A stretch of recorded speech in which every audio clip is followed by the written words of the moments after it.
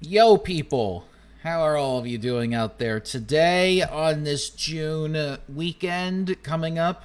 Getting close to the end of the June month. We're getting close to July, which is the best month ever because as a July baby myself, I am loving. I just love that month. It is like a fun little birthday month for me. And plus, I met a few other people that are July babies, so we're all having some July fun, especially next year when one of my friends is going Mm. to come down and do some fun birthday stuff. Oh So, yeah, and Party, party, Friday. party. And not only that, today is also the birthday of Sonic the Hedgehog. oh, Happy birthday, you blue fucker. well, once the Stonewall discussion's over, I'm going to switch over to Sonic Mania because I wanted to celebrate at least that. Okay. That's because I can't do a discussion and then play at the same time because I have to read and play. So it's kind of like, how did that happen? How can you play and read at the same time? Hey, But we have hey, we can have us look at this chat while you have one of us check out the chat while you talk and play.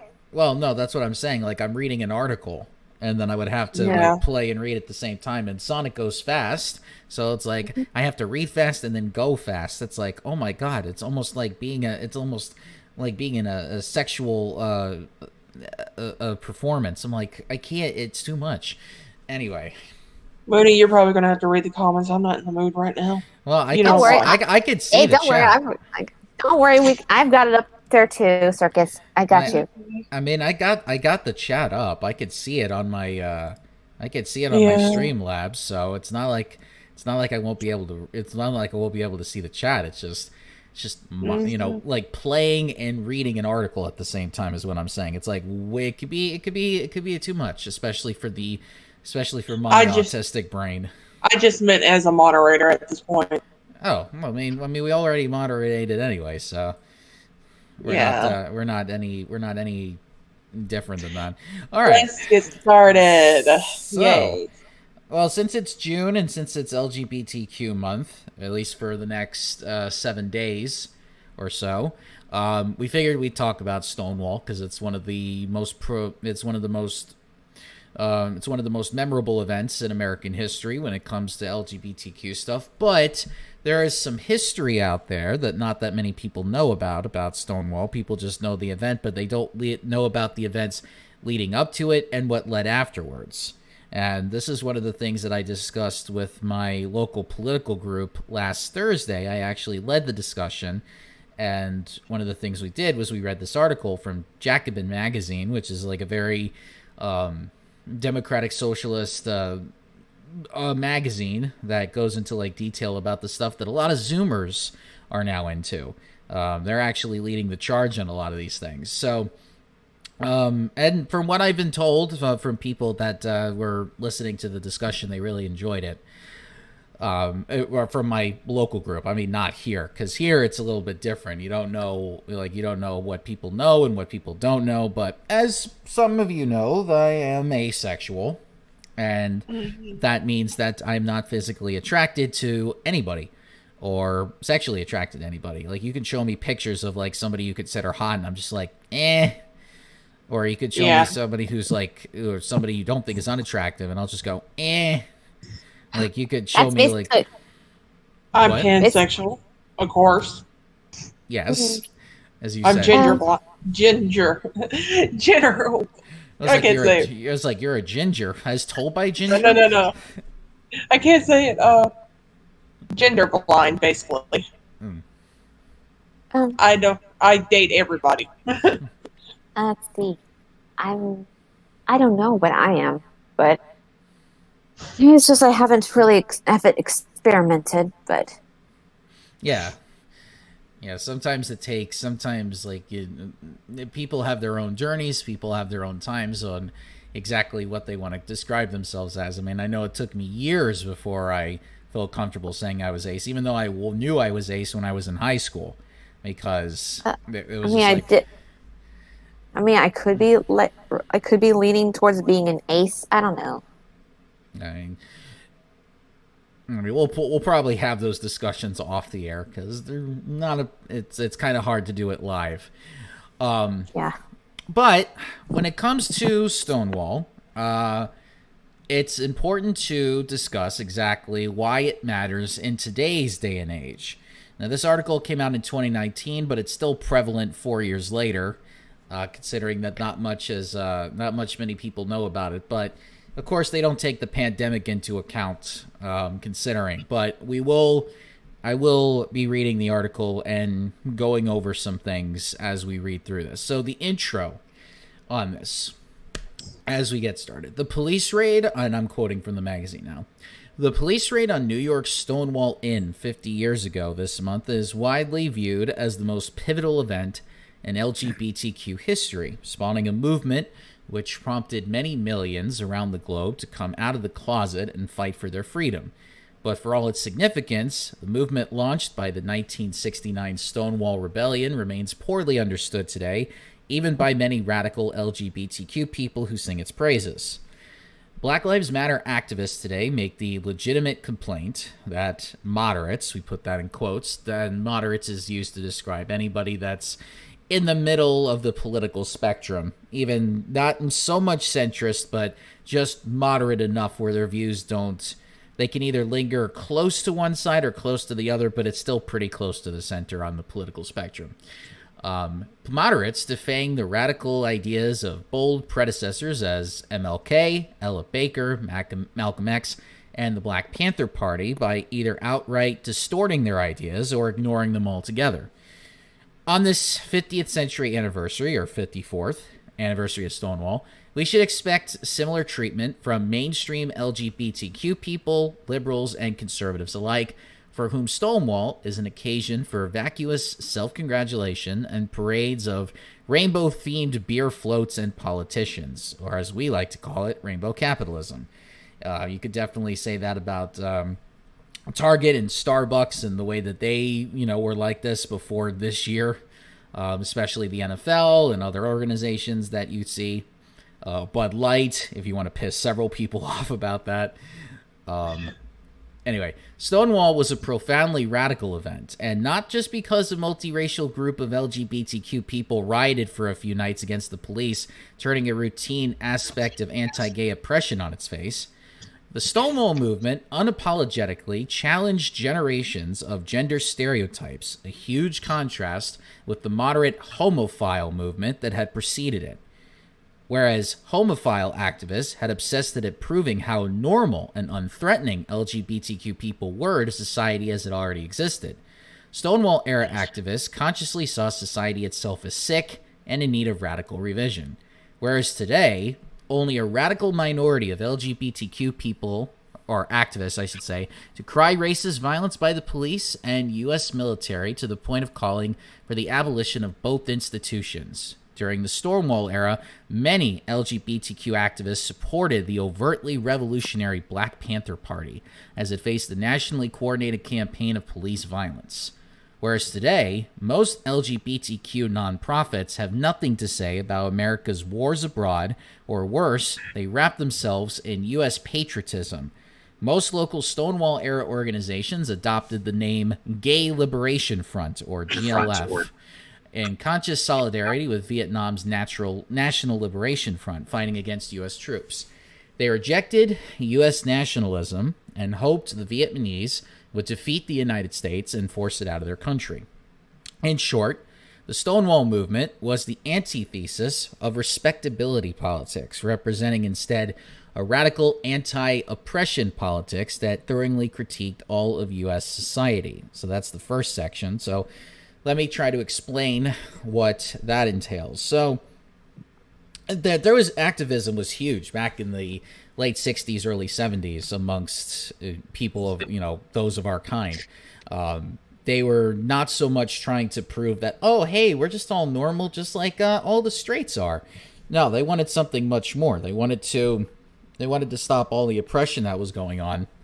And by all accounts, they were also very heavy in terms of being protesting, getting involved in their local communities, making sure that there was mutual aid amongst each other, because they were only able to rely on themselves more oftentimes than not, because a lot of times you didn't get any policies at the time. There was always, I mean, it was considered illegal to even marry each other back then. And, you know, people couldn't have kids. Like, you couldn't be a part of the community and have kids, or adopt for that matter. And so, I mean, those are just several of the things, but they also had an intersectionality with other groups. And so they wanted to try to follow the same things that the Black Panther Party was doing, because a lot of them also were black at the same time as being LGBTQ. So they wanted to do an intersection of all of those groups, so that they can kind of get a sort of leftist policy in place when it came to the federal government, because they certainly weren't getting it at the time. And so what we're seeing nowadays is, now they're not relying so much on protesting.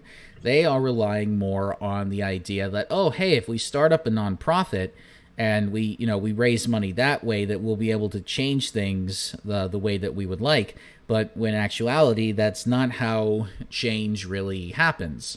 A lot of times it's mostly just to try to get some notoriety locally, to get some, to get paid in a certain aspect of things, because there's almost a sort of a fear that if you, and we'll talk about this later, but there's almost this fear, like, if you start protesting, you'll get arrested, it will be on your record, it will be tough for you to get jobs, it will be tough for you to, like, get, your credit score will go down, it will be tough for you to even, for example, make sure that you can afford a home, because, they check all that stuff too.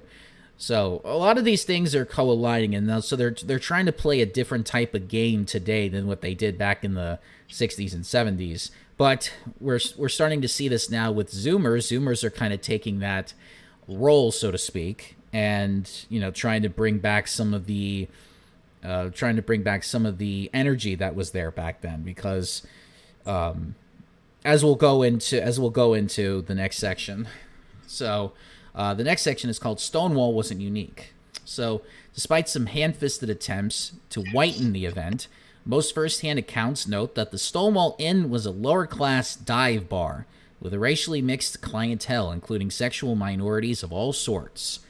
Recent years have seen vigorous debates about the gender, identity, race, and sexual orientation of the people who threw the first brick in retaliation of the police raid, endlessly trying to determine if it was a trans woman of color who threw the brick, a lesbian woman, race unspecified, who actively struggled as police threw her into a squadron, or someone else entirely.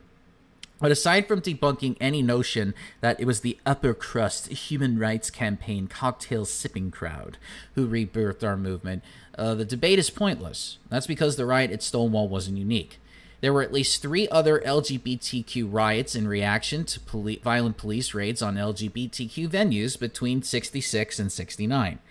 Furthermore, given how poorly documented Stonewall was at the time, just a snarky Village Voice article and a few photographs, it's likely that there were other LGBTQ riots around the same time that are now lost to history. What made Stonewall special was not the riot itself, but the specific historical context in which it took place, and how that context in turn prompted LGBTQ people to begin organizing a radical movement in the weeks and months following. It was the post-riot organizing, not the riot itself, which caused it to gain iconic status in our history, which is an important point to note. People want to look at this as being like the one thing that really stood out amongst people, that, this one riot completely changed everything, and that alone was the thing that did it. No, it was the things that they did afterwards. Like I said, the organizing, getting people together, getting to people know in the community, and not so much, and also going up against the media apparatus that was trying to paint it as, oh, look at all these non-white people that are trying to be violent and all that stuff. They were really trying to paint it as, look at these people destroying property, and they don't identify, they don't identify with the color that we like. So there was all this backlash to it. I mean, it was not popular back then, considering, like, even the civil rights movement was not all that popular as well when it was going on at the time. So of course, it gets popular now because it's like you look at history and you think, wow, that was such a, that moment led to some very important stuff happening. And not to mention, like we said, Stonewall wasn't the only one. There were multiple things happening all at once in New York. It's just that, like we said, it got lost in history because it wasn't covered very much, or they were just trying to make sure it didn't get recognized so that people wouldn't get caught on to this stuff. And it's important to recognize that because, as we know, it's not just one event that changes a lot of things. It's the multitude of smaller events, multiple communities, and multiple people working hard to make sure that this is known in their local areas, because it's very hard to hit people on a national level right away. To get the things that you need, it's important to get involved locally. This is very important. Get involved locally. See what your local organizers are doing, your local politicians, your local activists, doctors, lawyers. These are the people that are going to know your community a lot more than anybody in the state and anybody nationally, because only you know what goes on in your county. Anyone knows goes on in your neighborhood. And that type of community also brings some mutual aid, which makes things easier, especially if you're going through a rough time. Community brings people together. Community actually makes things better. The individualism is not pretty good on your own, because the more you isolate, the harder it is to actually get the services that you need, the mutual aid that you need, the aid that you need. And again, that got lost at a time when, before we were born, it was propagandized into people's brains that you yourself are the only thing that can make you change your life, and only you can, the willpower that you have will ultimately do it. It's part of the whole like manosphere thing. Like only you can make your dick bigger. Nobody else can do that. And then of course that's not true, and nobody in like communities really care about that shit. But communities are where it's at. And when the communities are going to be being supportive of each other, especially with LGBTQ stuff, you need to realize like, oh, hey, we're going to be doing these riots in order to get this recognizable in the sphere, because that's how it's going to get recognition. It's not just one big national thing that happens, and it's not like one event that changes everything. One event might get recognized in the history books, but it's more than just that. And we're going to talk about the power of the 68 and 73 movements right now. So the period 1968 through 1973 is one of a handful of brief moments in modern U.S. history where not only LGBTQ people, but anti-war activists, people of color, the environmental movement, the labor movement, and women made profoundly rapid and sweeping advances. And while the legislative gains of the gay movement were meager during this period, the movement building they launched was critical to all subsequent gains. For the first time in U.S. history, they established the gay movement as a widely recognized public entity that newly coming out LGBTQ people could readily join and begin organizing with, a crucial step in helping millions of others come out and thus expand the self-identified gay community to millions of people.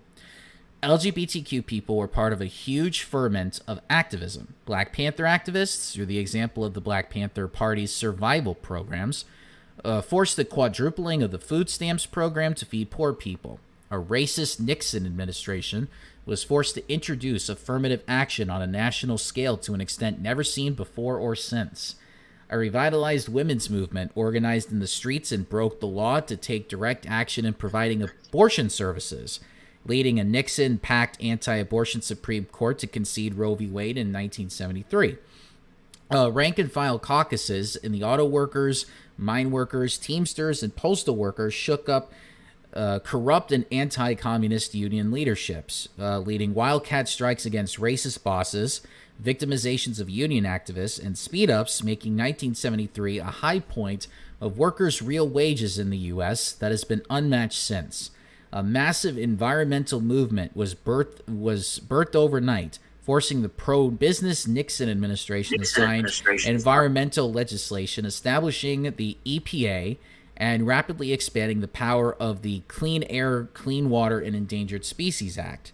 And finally, in alliance with Vietnamese fighting for their country's self-determination and activists around the globe, an anti-war movement penetrated virtually every aspect of U.S. society, most importantly the military. It forced the defeat of the most powerful imperial power known to history. For 20 years afterwards, the Vietnam Syndrome stayed the hands of subsequent U.S. presidents from launching full-scale invasions against all the smaller countries, or against all but the smallest countries. As such, it saved millions of black and brown lives during that period. None of these movements can claim ultimate victory.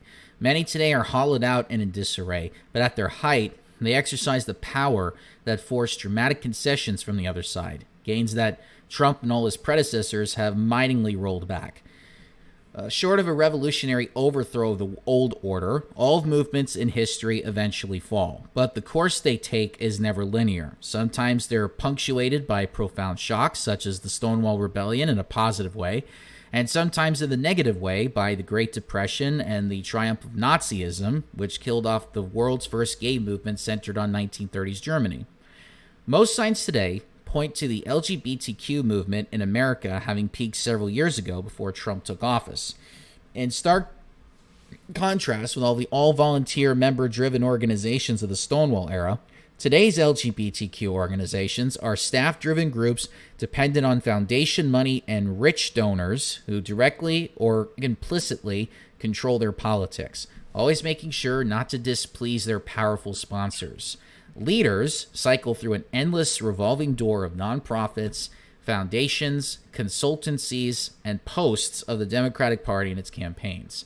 Rather than the gutsy organizations of the Stonewall era, our movement today is dominated by nonprofit organizations run by executive directors with six-figure salaries hobnobbing at black tie galas. Actual radicalism has been replaced by radical talk of academized queer theory and virtual astroturfing and social media substitute for on-the-ground grassroots organizing. Should we be surprised that every week seems to bring yet another attack on LGBTQ rights, especially the rights of trans people?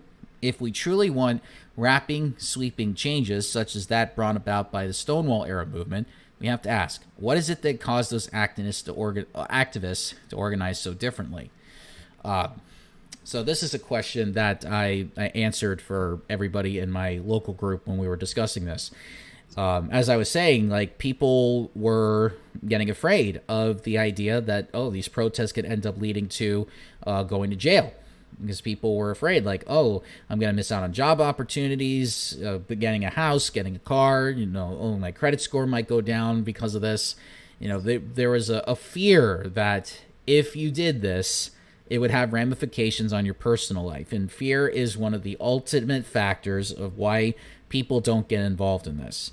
And it took a lot of pissed off people at the time to say, fuck it, I don't care if I go to prison for this. We are organizing, we are protesting, we have to riot if we have to, because we can't just sit there and put our hands together and get down on our knees and say, please give us the rights, please, because that has never worked in human history.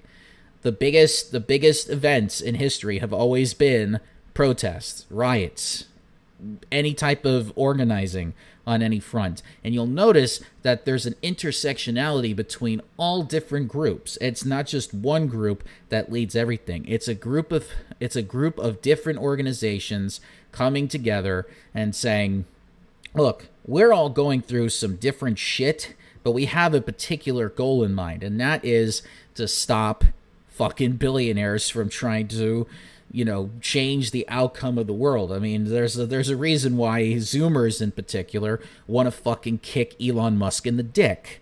And they want to see him and Mark Zuckerberg in a steel cage match, which, by the way, if most people don't know, Zuckerberg and Musk are flirting the idea of them having a steel cage match in a wrestling ring, and they want to fucking fight. And of course, Mark Zuckerberg is actually trained in it, and people are like saying like, "Oh, he's going to put Elon Musk in a chokehold, and everybody's going to watch it because it's fun watching billionaires kick the shit out of each other." What about Bezos? Bezos has declined to be a part of it. He's too busy drinking his olive oil coffee, or I guess that's another billionaire or whatever. But it's a battle. It's a battle against the wealthy for trying to change the way that we live.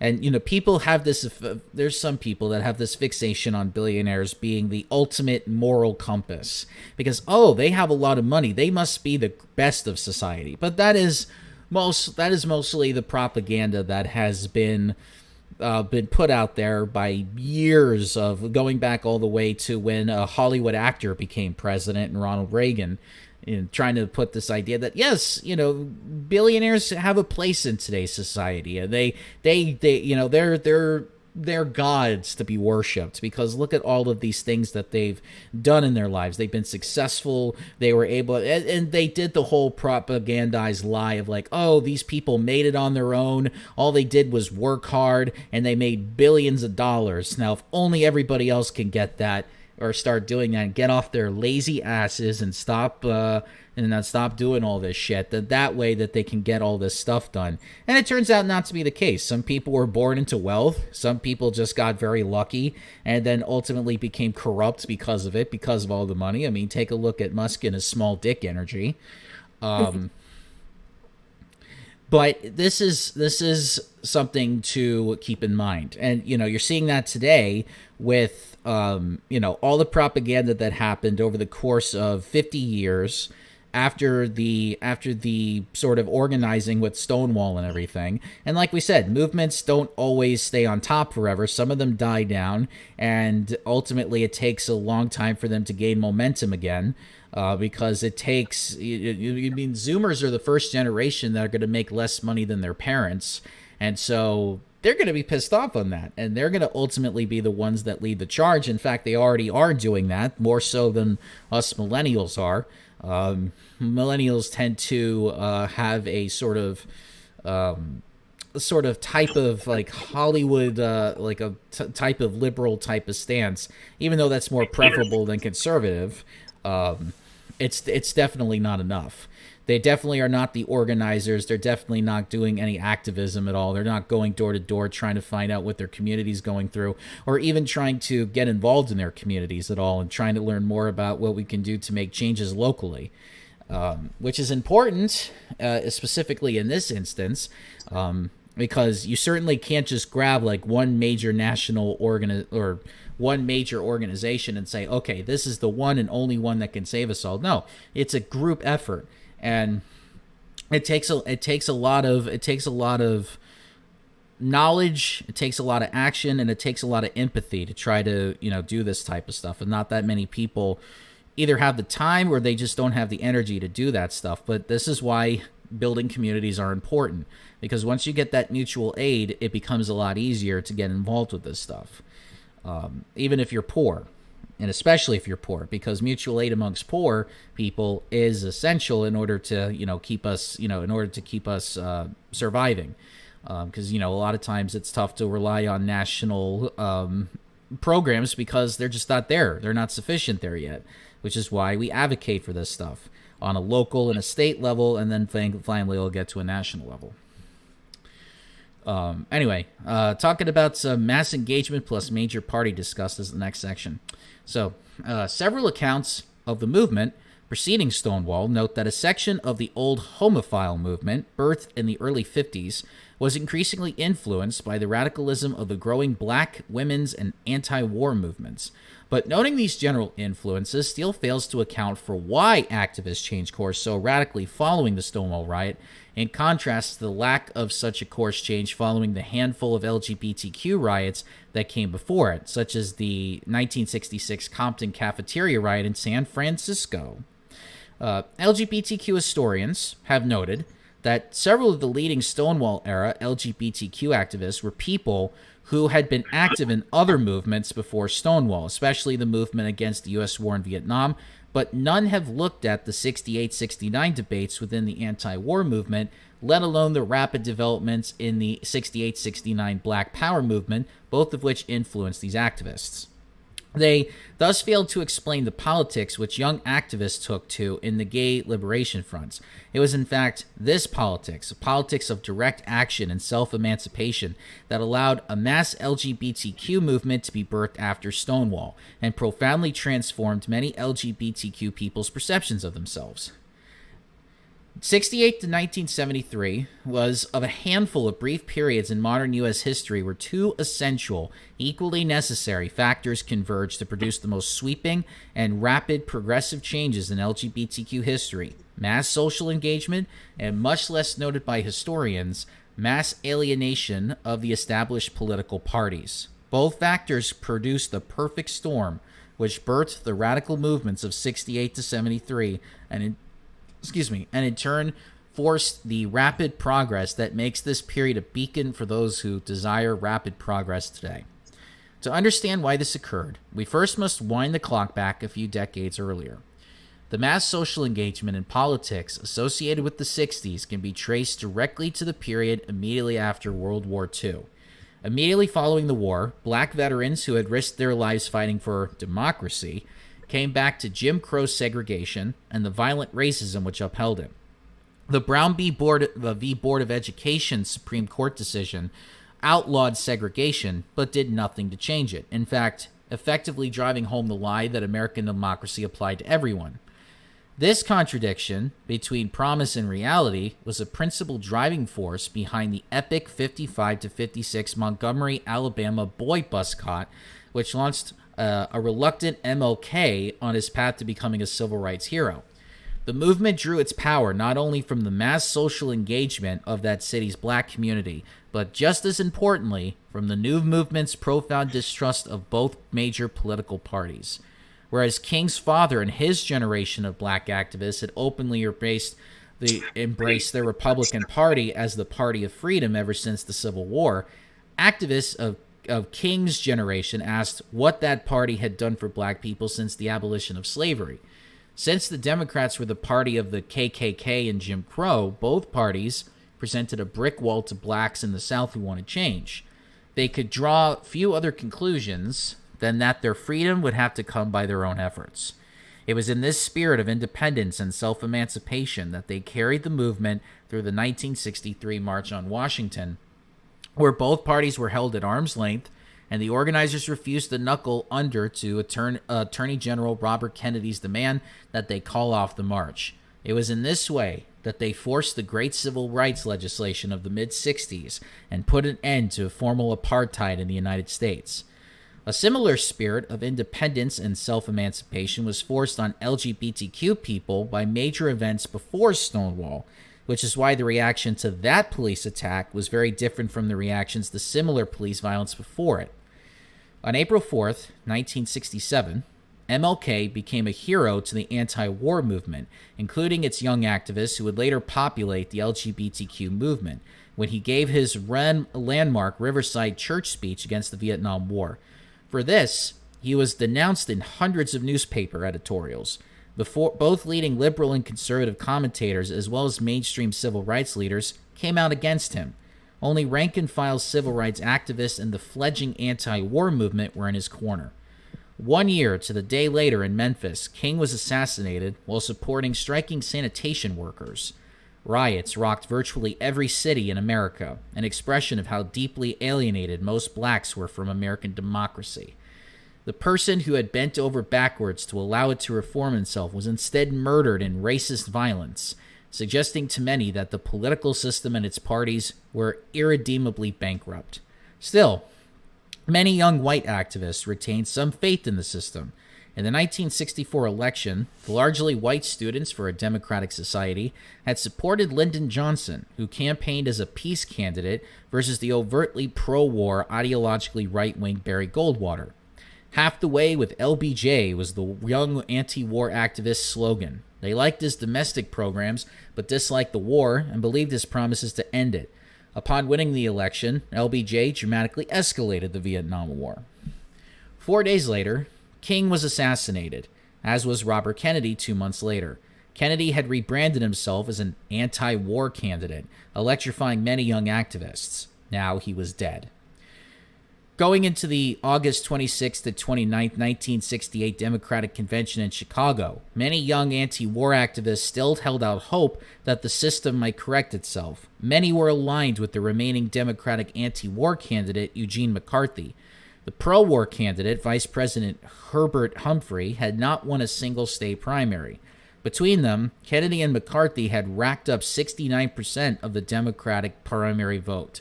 There was no way the pro-war candidate could win, right? Outside of the convention hall, Mayor Richard J. Daley's police force bludgeoned out of the heads of anti-war activists any remaining hopes in American democracy. Faith in American democracy and its two political parties had been shattered among a huge section of young black and white activists, many of the same people who a few months later would begin to swell the ranks of the newly formed Gay Liberation Front groups that sprang up all over the country. With the politicians and their parties bankrupt, change would have to be made by the people themselves. Rather than try cajoling experts and politicians into tolerating and accepting LGBTQ people as the old homophile movement had tried to do, the task now was to reject them and begin to build a new society for themselves. Denouncing self-hatred, the old deferential hat-in-hand approach of their homophile forebears, the new activists proudly proclaimed, "Gay is good," much as earlier black power activists proclaimed black is beautiful, and women were celebrating women power. For all their previous experience in organizing, very few activists from the old homophile movement of the 50s and 60s made the transition to the radical new movement. So that was a long section, but very, but it was definitely some history into what happens when you rely too much on a particular person leading the charge. Even though we've had leaders that have been in charge or have been spokespeople for movements, sometimes relying on them too much can ultimately cause despair, especially, of course, when they get attacked or they get murdered, as it happened. And it comes a point where you have to rely more on yourself and your own community in order to lead change. It's like sometimes, yes, having particular leaders and politicians on your side is all well and good, but it's not enough. In a lot of ways, it takes a lot of grassroots movements in order to get things going the way you want to. And that could be scary. It could be scary, especially if you've never done it before.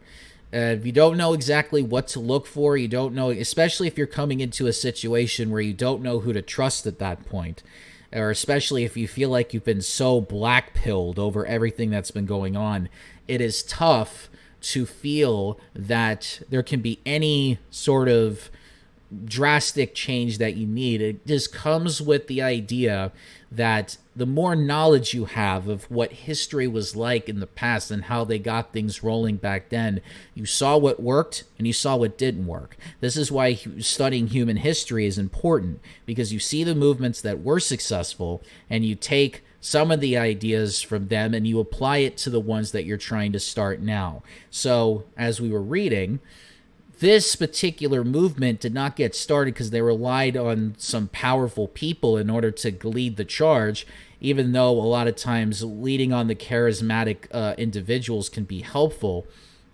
It sometimes takes a concerted effort from everybody coalescing together, because you never know exactly how people from the other side are going to respond to a particular one person. And sometimes relying on a particular person can totally make you black-pilled, or you could have doomer energy.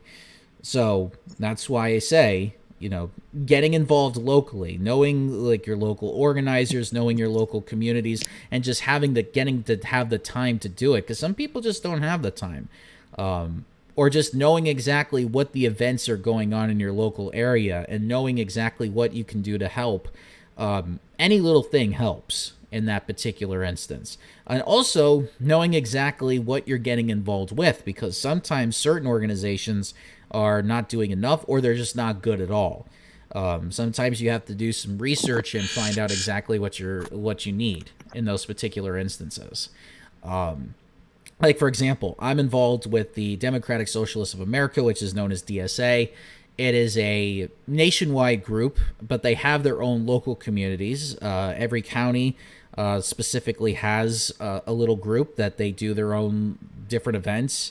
They have their own different meetings that they do weekly. Sometimes, like, for example, we do education on Thursdays. On other days, we talk about what's going on housing-wise. In other instances, we'll talk about mutual aid and what we could do for people in the county. And on Saturdays, what they'll do is they'll go out downtown and they'll do a particular food run. So anybody that needs food, they try to give out canned food and everything. And, you know, doing local meetings on Sundays, and then trying to do like a once a month thing of us having a barbecue so we can get to interact with all the members of the community. And then also getting involved in the town halls that they have once a month. Because you definitely need to keep abreast of what's going on in your own community, like I said.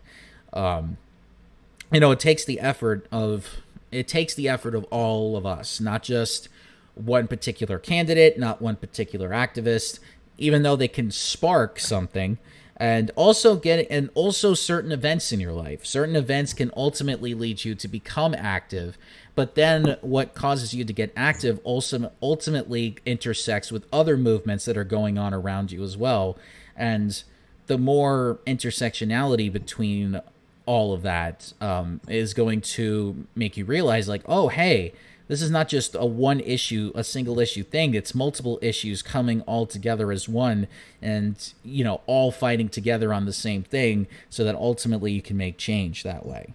I mean, that's what Stonewall was, because they learned from the civil rights movement, which they ultimately learned from World War II with the anti-war movement, which was also learning from the abolition movement with slavery, so on and so forth. I mean, every single movement has learned from the movements of the past. Black Lives Matter certainly has learned a lot of things from the movements of the past as well. So, and especially now with reproductive health, that's now getting influenced by some of the events from the past as well. So, now we're going to talk about a split in the movement. This is the next section. So the winning of formal legal equality for blacks in the mid-'60s prompted a split in the civil rights movement. Under American apartheid, blacks of all classes were severely repressed and exiled from the corridors of political and economic power, except for a small minority that continues to be the case. Nevertheless, a privileged minority of the black community took the opportunity presented by formal legal equality to carve out careers for themselves as spokespersons for all blacks, sometimes at the expense of their own communities. Having won formal legal equality, the only equality they sought was with others of their socioeconomic class. All their chatter about diversity never included class. A similar process is already well advanced among LGBTQ people following the winning of formal equality in many U.S. localities over the past 10 years.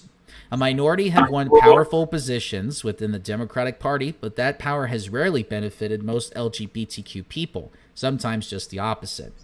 Representative Barney Frank, one of the earliest LGBTQ congressional insiders, excused President Clinton's backtracking on promised equal employment rights in the military, going so far as to introduce the infamous Don't Ask, Don't Tell legislation in 1993 into Congress, under which far more LGBTQ people were purged from the military than under the previous policy. It was also Frank who threw transgender rights under the bus when he and Nancy Pelosi excised them from the Employee Free Choice Bill under President Obama.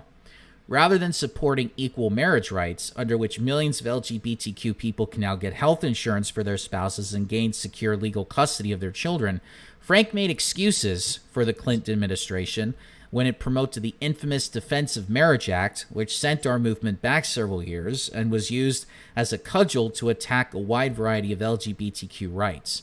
Worse, even when someone of his own party, then San Francisco Mayor Gavin Newsom, began recognizing same-sex marriages in 2004, Frank and all other Democratic leaders denounced him. Today, it's not difficult to find LGBTQ politicians who pursue policies which are directly at odds with the interests of most LGBTQ people, such as opposing minimum wage increases, supporting gentrification, attacking homeless people, or just being machine politicians, all with a rainbow hue. Just as a certain layer of blacks abandoned the movement after the civil rights movement won former legal equality, a certain layer of LGBTQ people decided, after we won most elements of legal equality in major cities, plus equal marriage rights nationally, that they had gotten theirs and abandoned the fight for genuine full equality. The abandonment of our movement by many A-list gays has caused some LGBTQ radicals to be dispotent, but it doesn't have to.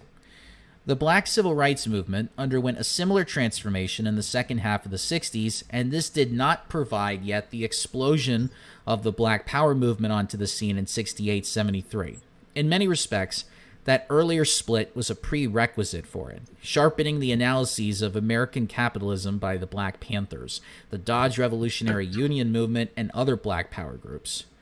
As much as we would like to wish into existence the dynamic, impactful movements we saw in the late 60s, early 70s, desire and hard work alone are not enough to bring them about. There was a particular set of historical circumstances that drove the often anonymous Stonewall-era activists to take up a set of politics that only saw the only source of their liberation as coming from themselves, rather than the politicians, celebrities, and wealthy who benefit from the status quo. These independent politics, in turn, found fertile ground among large numbers of non-political people disgusted with both the Democrats and Republicans, and yet optimistic enough about the prospect of change that they directly began making themselves. In the early 50s, the radicals around Harry Hay, mostly ex-members of the Communist Party like himself, refounded the gay movement in the United States with the Matachine Society. They did so on stony ground. With the McCarthy-era purges of suspected Reds and homosexuals, the times were so reactionary that no amount of willpower can bring a mass gay movement into being. It's notable that a central aspect of Hayes's politics was remarkably similar to that of the Stonewall movement 20 years later. Drawing on his activism against black right racism, he saw gay people as a group oppressed by straight society and who deserved full equality with non-gays. Echoing the gay is good slogan of a generation later, it was his view that there was no room for the self-deprecation and pathetic appeals of toleration from experts and politicians that characterized the homophile movement after he and his closest colleagues were purged from Matachine.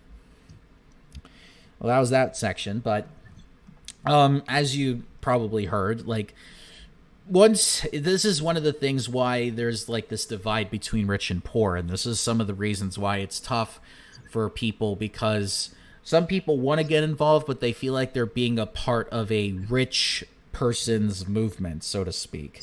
They don't feel like they're part of a poor person's movement, or they're not being brought together by other poor people. It's just a matter of rich people talking on social media or discussing things on television, and they look at that and they say, oh, well, that's just a rich person's movement. So they don't go out of their way to try to bring poor people into the fray. Because once they have what they consider their rights, it's like, oh, we don't need to really worry about what poor people go through at that point, because it's like, oh, it's about trying to get rich people our shit, and then that's it. Once they got their shit, they already got their money, so it's all a matter of okay, well, my work is done. I don't need to really do anything else. That's another thing too. It's movements, they never end. They never end. Just because you achieve one major thing in history or one event, it's not over, because you got to be vigilant in these particular circumstances. Because there's always going to be a particular, we have Reconstruction, but there's always a Reformation movement that is trying to take all of that stuff and try to take it away, to try to bring us back to the 50s, as we constantly see nowadays. There's always that. And then there's always stuff that, we talk about in the mainstream that doesn't get talked about already, that can also bring about some change that people are exactly looking for. And those conversations kind of get swept under the rug when it comes to particular ones that are starting to gain some steam. And some people think like, oh, we're only focusing on this one particular stance and that's it. No, while it might be getting a particular mainstream publicity because that's how usually like a lot of some corporate media is depicting it as, it is a multitude of different issues coming into the fray all at once. Some of it's getting some recognition because we're getting close to a particular thing. But once that particular thing gets taken care of, then it's like, okay, well, now we're going to move on to another thing that we need to discuss. The fight is never over is pretty much what I'm trying to say. Like once MLK did his, focused a lot on the civil rights movement, what did he do afterwards? Focused on poor people, even was still doing that during the whole civil rights thing. But, still advocating for workers' unions, still doing a lot of work on the ground. Like his work never stopped.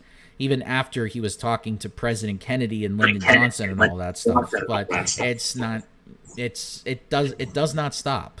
And some people just think like, oh, I got my particular thing and then I'm done and I don't need to do anything else after that point because some people just want to focus on one thing and not really focus so much on the community around them. But that's why I said community is extremely important because you can't do this individually. And you can't live in an individualistic mindset as a lot of small dick energy guys on Twitter want you to do. Because they think that that's ultimately what brings success. That's why they always say like, oh, billionaires focused on themselves individually and that's how they got where they were. Incorrect on all fronts. So it takes a community to bring things into perspective and make things better. And even if it goes down and even if the movement loses some steam, it takes a particular set of policies that can be detrimental in a sense to reignite the activism again, as we're already seeing nowadays, as we saw in 2020, as we're starting to see now after last year. We're starting to see this with Zoomers already. I mean, they're getting a lot more involved as high schoolers than most of us millennials were in high school. I mean, they're doing a lot more shit. I mean, there's like a 21-year-old congressman from Orlando. That was like the first Zoomer to get there. And then, so it's like, okay, now they're going to start building numbers on that front. To try to weed out some of the rich old guys that just want to sit there and play Yahtzee all the time. And they're like, Nintendo, what's that? Why would you play that when we got all these other games? Okay, let's see. I'm trying to see what... okay, there's 2 more sections and then we'll be done. So the next one's called Class and Radical Movements. Fortunately, today's circumstances in many respects are far more valuable or favorable for mass movements to emerge. For one thing, tens of millions of LGBTQ people are already out of the closet and self-aware in countries around the world. As pro-black capitalism left most blacks behind in the late 60s, so too today we can see that pro-pink capitalism does the same for most LGBTQ people. Getting LGBTQ people into high political places no more translates into equality for working class LGBTQ people than getting blacks in high places translates into equality for working class blacks. A token few in corporate suites and formal laws against discrimination do not alter the fact that real job discrimination persists, especially against trans and intersex people. Many of us are born into families who hate who we are. All the former legal equality in the world hasn't made a dent in the youth homelessness, mental health, and substance abuse that frequently result from this. Aside from the changes brought about by youth-led gay-straight alliances, little progress has been made in turning the nation's public schools into universally LGBTQ accepting and affirming spaces, something urgently needed when parents, guardians, and other adults are hostile. In the mid-60s, with much greater sacrifices, the Black Civil Rights Movement won formal equality only for Black power activists and King in his later years to point out that much more and expensive gains were urgently needed to transform the lives of most in their community. Likewise, gays, lesbians, and bisexuals have already won most of the easy and expensive gains that neoliberalism was willing to concede. Equal marriage rights, formal equal housing and employment rights in most of our major cities, employment rights in the military, etc. Precisely because these concessions cost our neoliberal allies little or nothing. Truly monumental changes that cost billions in actual and political capital, such as giving housing for everybody, including our disproportionately homeless LGBTQ kids, LGBTQ affirming education in all the public schools, free healthcare, universal healthcare that addresses the needs of LGBTQ people, are not even part of that conversation. And that's exactly my point that I said on last Thursday when I was talking to our group. Like, yes, they were willing to give up certain things that didn't really, like the wealthy were certainly giving up things that didn't really affect them all that much. But, now that we want to take money out of their pockets and actually make it more helpful for us, then it becomes an issue. So that's why a lot of ways it's important that if we want to get the the changes that we need for us to make our lives better, we got to kick the billionaires in the dick. We got to kick them in the ass. If you want to throw more billionaires into that steel cage wrestling match, by all means. Like, nobody's going to feel sympathy for anybody that's making billions of dollars. That's fucking sub that, just like got, that they couldn't find the survivors on that. You want to know why they're not feeling sympathy for any of those people on there? Because they're all fucking rich. And it wasn't even a necessary thing that they had to do. They just wanted to see a ship that sank 100 years ago. And, and besides the fact that the guy who ran the sub, like, skirted over so many regulations in order to do it because he felt like his freedom was being taken away, nobody's crying over it. Like, yes, it sucks that people died, but these particular people, it's like, no, they just had billions of dollars. Nobody nowadays is caring about that. Now, granted, there was a ship full of people over in Greece that sank, and the fact that there were not that many people out there that were putting in, like, countries were not putting helicopters and stuff out there to that were not doing all of that set.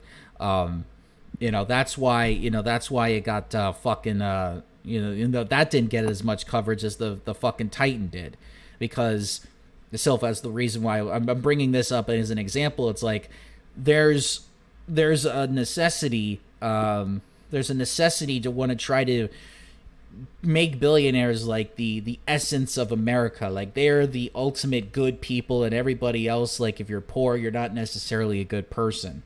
And so this is why people kind of reject when some people in our communities and those that are fighting, when they start going into these spaces where there's a lot of money involved and people can get wealthy in that stance, they kind of get rejected because they're not really bringing a movement on board. They're just trying to fill their pockets and trying to focus on their own careers and their own lives more than the lives of everybody else around them. So that's one of the things you always have to look out for and be vigilant against, is like, oh yes, it may be sexy to try to, go for a career that offers you a lot of money, but at what cost is it going to be doing? What cost is it going to be doing for everybody else that's trying to fight for the things that they need? Housing that's affordable, the healthcare that's affordable. Making sure that they have protections against certain things.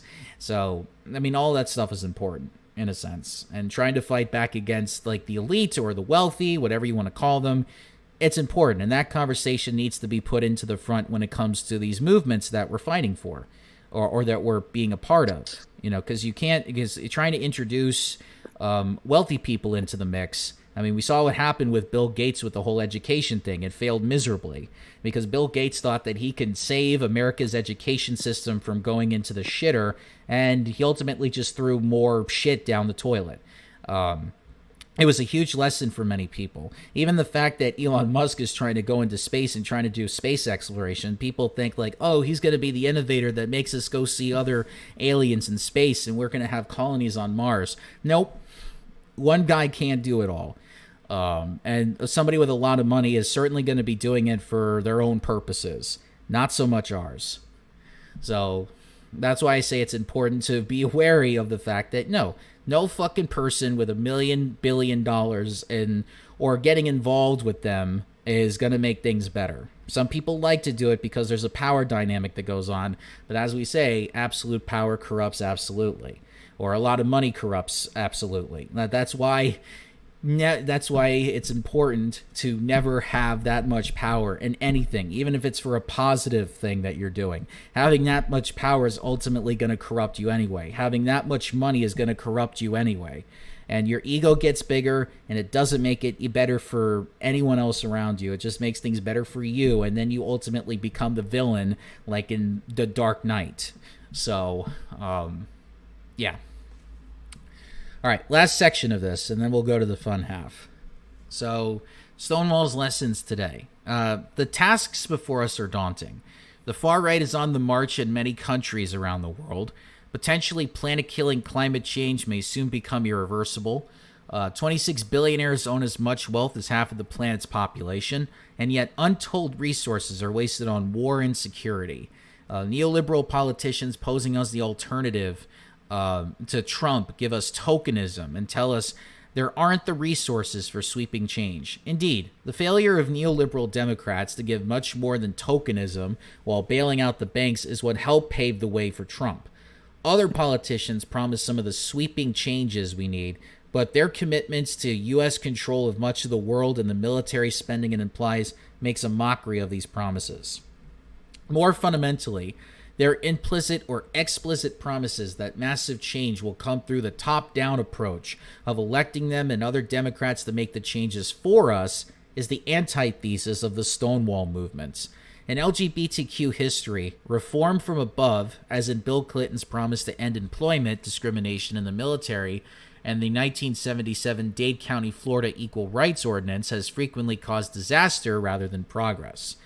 Most of the easy, inexpensive gains of winning formal legal equality are behind us.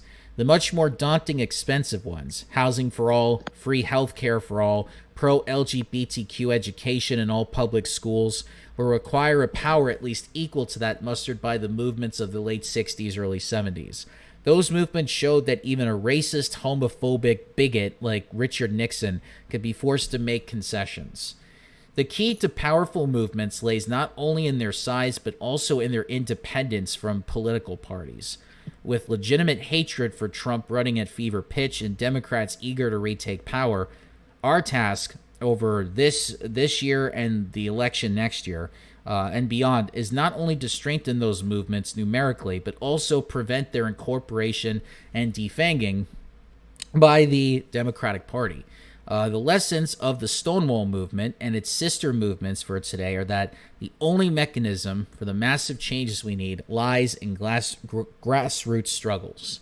Power for real change lies outside of the parties, in the power that people have to free themselves through their own efforts and organizations.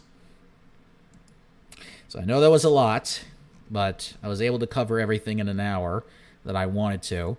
And that last sentence kind of talks about what I was mainly discussing last Thursday. It's like, yes, you can't always rely on politicians doing the things for you. It takes a large movement, and it takes all of us to do it. It's not, people like to fall back on that because it's a lot easier for them, because it's just like a lot easier for them, and it doesn't take a lot of energy because they're focusing on their lives, they're focusing on work and stuff like that. But there's always time to get involved in certain things. Like sometimes it just takes, I was talking Soph about my local political organization that I'm a part of. We meet on Thursdays to do education politically, especially for Florida and our state.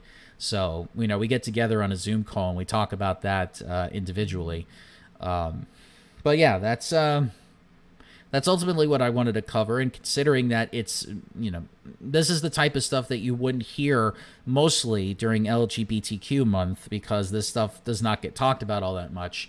It's mostly about, it's about the respectability side of things, which is important, but it's not the full story.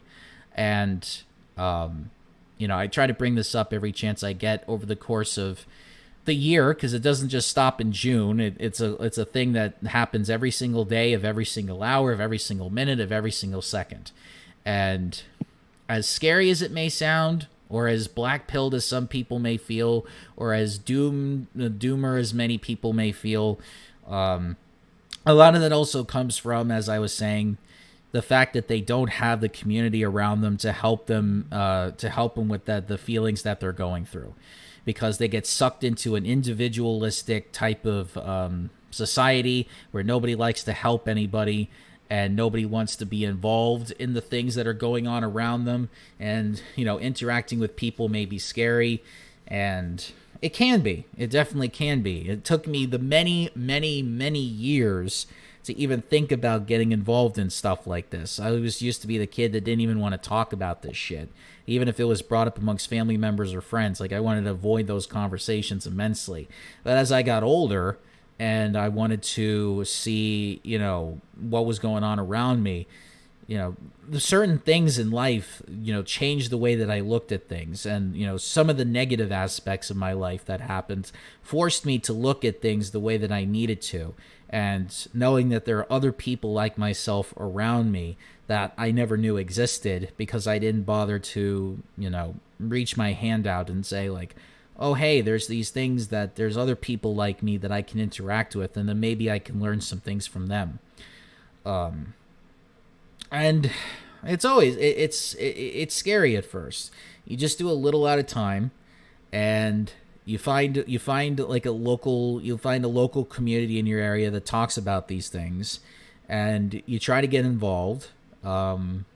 It's always good to also research the organization, make sure they're on the up and up, because sometimes they're not. Especially if they're nonprofits necessarily, but just start small is the best I can tell you. And I'm still learning as I'm going through this journey myself, because I certainly want to try to get involved with things as I get older. And I know that in a lot of times it's uncomfortable conversations, and it's like uncomfortable hearing it, and challenge. It's tough.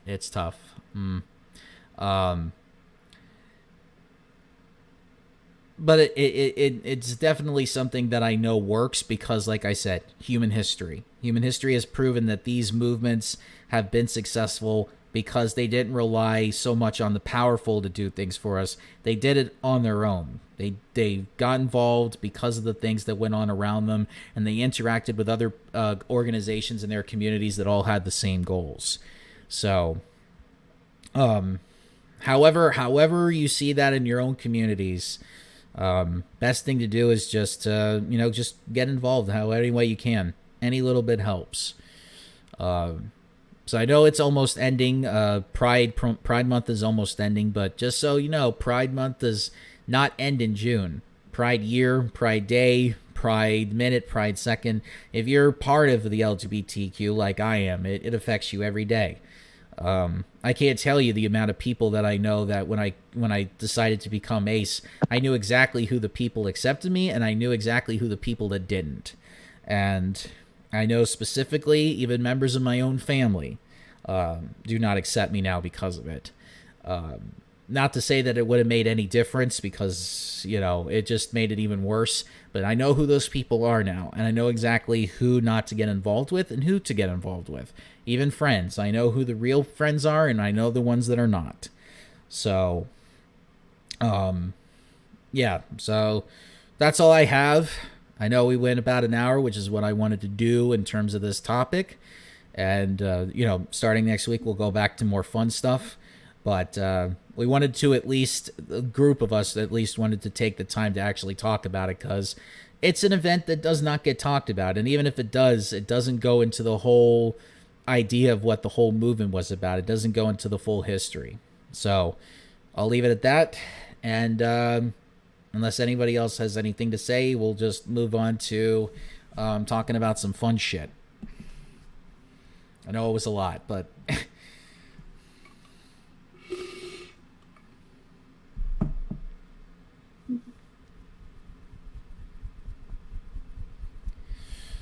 Okay. All right, with that said, let me get at Sonic Mania running, because, it's Sonic's birthday today. as pointed out by Mooney, which I totally forgot it was Sonic's birthday today.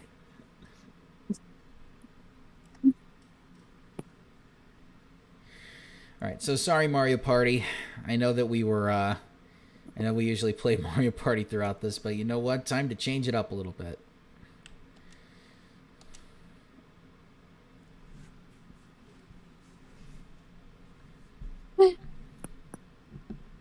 Well, looks like it's going to be. For fuck's sake, I was talking and the mic wasn't picking up. Oh, okay. Oh, you had it on mute? All right. I didn't have it on mute. It just wasn't working. Ooh. That's Fucking bad. Yeah, Discord can get weird like that for some reason. I don't know why. I don't want to question it. So what shall we talk about for fun? Well, there was a Nintendo Direct that happened. Yep. And you were hyped as all hell when you saw the Super Mario RPG Not just gonna get that. a remake. Yeah, that at first I saw it. I'm like, oh, okay, it's coming to the Super Nintendo Classic, and then I saw like a little. I saw a little star fly across the screen. I'm like, oh, what is this? Are we getting a sequel? And then I realized, no, it's actually getting remastered into its new thing, and I'm super ultra excited because it's my favorite game of all time. And I showed it a little bit on it when on the Naked Spaghetti thing. Yeah. I don't think we have that footage either. No, but now that the game's going to come out in November, oh boy, Wednesdays are going to be fun because we might actually get some cutscenes and we might actually have a full actual wedding. I'm saying I'm not saying any of us are getting married, but I'm just saying the game actually has a wedding has a wedding chapter in it. So I call for the cake. Oh, I can't spoil anything about the cake. The cake actually is important in the game. I can't reveal anything about the cake. He's holding it in, Circus. I think I was there when he played Mario RPG. So. I was too, but we didn't get that far. We didn't get that far though. That was the problem. Yeah. We only got to like the first chapter, I believe. Oh, but I know once Boshi comes into play, I know Sylph is going to have a field day with that. I'm telling you, my back is kicking my ass right now. I feel like it's going to be part 2 of what happened this morning. So coming up soon. If only we can get you like an emergency massage type of deal. Yep. Just give me some painkillers. I'll be happy. Chocolate ice cream. Got it. I would just want something to knock my ass out so I don't have to feel pain. Well, at least it's almost something. Thanks for bringing it up now, Joe. I'm almost out of Blue Moon ice cream. God damn it. Now I've just got to go to Walmart to buy some. I love Blue Moon. Blue Moon's a good brand. Oh, That's not it's a flavor, Joe. It's also a label down here in Florida. I don't know if it's I don't know if it's a particular. I don't know if they do it outside of the state, but there is a thing called Blue Moon. So. Well, the Blue Moon ice cream I get is a flavor of ice cream that's usually found in the Midwest areas, like where Circus and I live. Oh, that sounds fun. And it's kind of sweet. It has a bit of a marshmallowy flavor. Well, I probably won't like it then because I'm not a fan of marshmallows. So I was playing with the Ouija board the other day, and Uncle Bobo said hi to everybody. Oh, speaking of clowns, Ace Attorney, there's a clown character that you're going to play specifically, Circus. Oh, how fun. Because I know that once you see the clowns, you're going to be like, okay, I might as well play the clown. Well, I am a fucking clown, so there you go. Perfect for me. Getting back to the Nintendo Direct, they also introduced a few other things too. Like they have they have the Pikmin 4 coming out, which I'm really excited about. Pikmin is one of my favorite franchises besides Mario. Actually, 1 and 2 already came out on the Switch on Wednesday, so I have to get those. I wonder how much they cost. I don't know, but I'm excited because having a bunch of Pikmin destroy some bugs is fun, especially considering one of the stages is a giant bathroom or a kitchen. We're basically going into somebody's kitchen and trying to steal their items because we consider it treasure. Lovely. But yeah, there's that. Oh yeah, there's another Sonic game that's coming out sometime later this year for Sonic's birthday, I believe. I heard there's a new Mario game in the works. Yes, Super Mario Brothers Wonder. Yep. What is it? He turns into an elephant this time? That's one of the power-ups. He actually turns into an elephant. Elephant Mario has been memeing all over the place, and I'm excited. Yep. And even there was a new Princess Peach game too. Yes, they haven't revealed much about it, but from what I can tell, it does involve theater. So it's like it's going to be very Broadway-ish. Ooh, but first from emotions to theater. Well, Yeah. we had theater before in number 3, so it's a kind of callback, right? Ain't it? Yeah, Mario's always been described as a theater play in almost every game. That's why I always made the joke, like when they're doing like behind the scenes of Mario, I always just picture Bowser and he's like, "Oh man, I was like a failing actor on Broadway. I was playing like Godzilla knockoffs, and my god, getting work back then sucked." And then one day this Italian guy came up to me and he saw one of my shows and he's like, "Hey, I'm going to offer you some pizza. Why don't we talk? I want you to play a villain in one of my games." And I was like, "What? A video game? That's not going to do good for my acting career." And then he brought me in and I was amazed by the production quality, and he actually let me be me, which was great. And he said, like, "Can you breathe fire?" And I'm like, "Yeah, I could breathe fire." He's like, "I want you to try to breathe fire on me." And I was like, "Wait a minute, are you sure you want me to burn your ass?" He's like, "Oh, don't worry, I'll have flame retardant clothes and everything." And we went from there, and we had so much fun, and my career, and I have to thank Mario for, giving me the career that I wanted. That's how I always pictured it.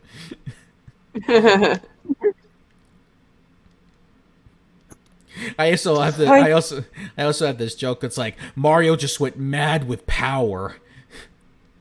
Like explaining the whole N64 era, there's like a moment where Bowser was like, "I wanted more screen time," and Mario was like, "You don't deserve screen time. The whole thing is me." And at that point, I threatened to quit, and then Mario and I almost had contract disputes for an entire year.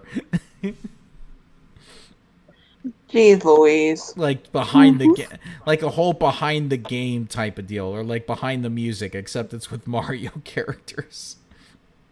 That can Mario, I can want a go big with wedding. any other characters too. What? Mario, I want a big wedding scene with Peach. I was like, "Fine, you'll get it. You'll get your wedding scene, but you're not marrying each other." It's like, what? Are you kidding? I don't want to get married. I already have 7 kids. They're already actors in this game. Oh yeah, the Koopalings. Imagine when he goes to the movie. Mario, I want to be played by Jack Black. And I was like, "Can my voice be Jack Black's?" I'm like, "Why would you want Jack Black?" "Well, why do you want Chris Pratt?" Touche.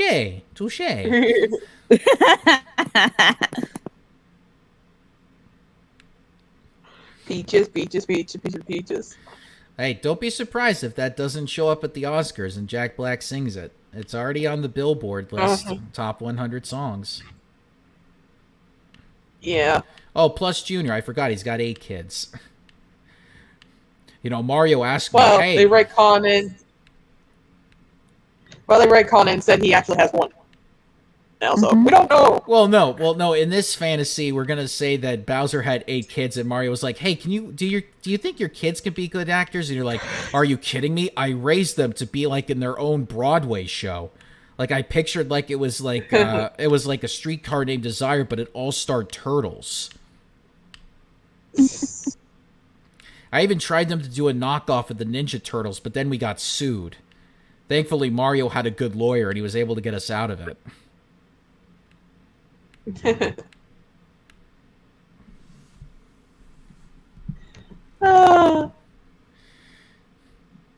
Yes, but Mario will play an elephant. And a bunch of other power-ups, I'm sure. Yes, I mean, it's... yeah, but everybody's loving the elephant. I mean, hey, I can't wait to see what the elephant's gonna do. Oh, the elephant costume versus the cat costume. Oh, no.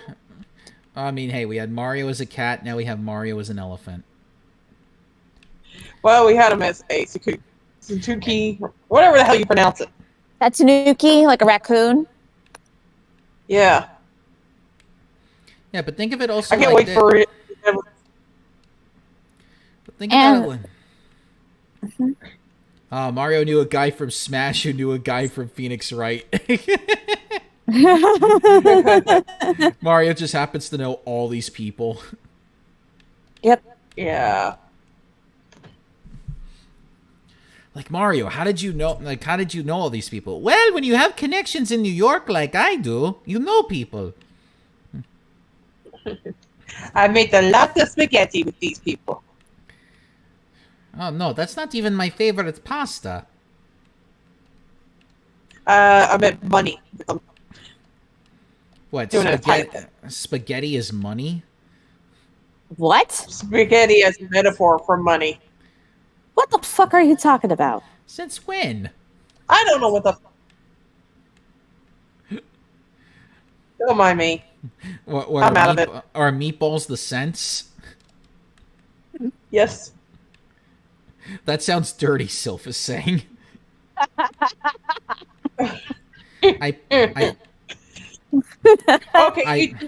Okay, you three come up with a better analogy, and I'll tell you.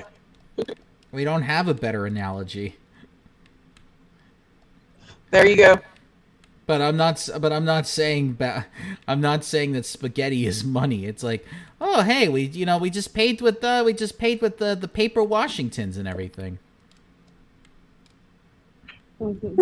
Or bread. I made a lot of dough with these people. We had a lot of bread. That's the matter. Hey, what's the matter with you? Your audience. Your dear circus is not in the right mind today, so excuse me. Welcome back, Sylph. Got your grub on today? Hold on. What? I said welcome back, and you got your food, right? Yeah, it's all set. I ate it already.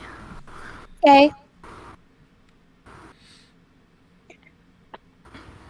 All right, hold on. Let me get my Microsoft Word document up so that I can see what other games that they came out with at the time of the Nintendo Direct. Okay, so we got Pikmin 4, which we already talked about. Pikmin's 1 and 2.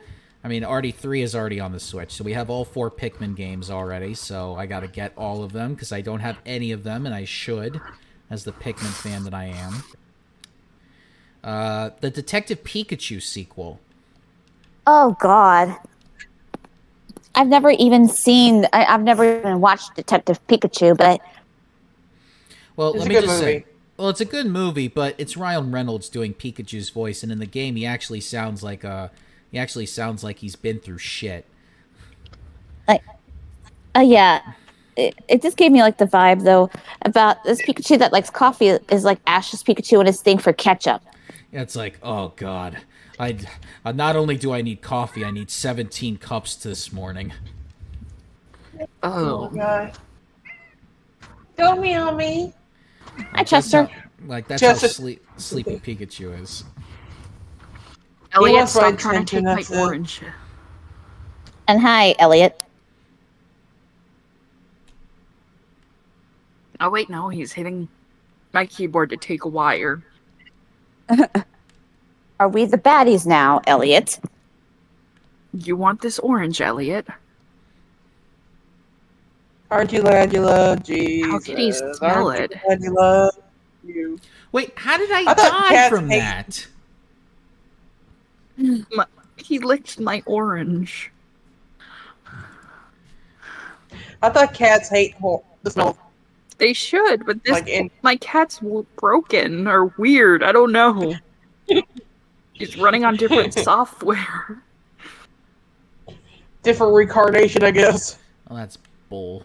You, Just keep licking it. Oh god, the chemicals on. Oh yeah, I got destroyed by blocks. Smell the juices, honey? I mean, if you're sandwiched into between the blocks, you're automatically gonna die. Yeah, which sucks.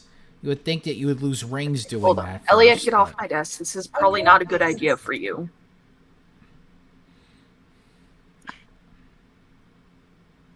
I know you want my attention, but you'll have it after the show. I promise. Oh. Oh. Come on, little guy. I know you want to sit Okay, in my lap. that was a bad Elliot, no, you can't have this. Uh-oh. They'll give you stomach ache. Come here, little guy. All right. Welcome to Cat TV, guys. Where cats decide to interrupt our broadcasting. I cannot Let's have see. diarrhea again. Let's Why would see. you interrupt your wall? Well, I don't see Cash anywhere, so he could be right by the bathroom door again. I love you too. Keyword being again. Yeah, he's a. I was. Sorry, I've been up since midnight, trying to work on fixing up my computer, so I can talk better on the mic. Like I said, you sound great. Thank you. And I wish you wouldn't laying on my stomach right now. My stomach is not in the mood for cat. at least it's better than it's better than Wednesday when I got almost choked by my cat while I was laying down when you having your paw on your neck.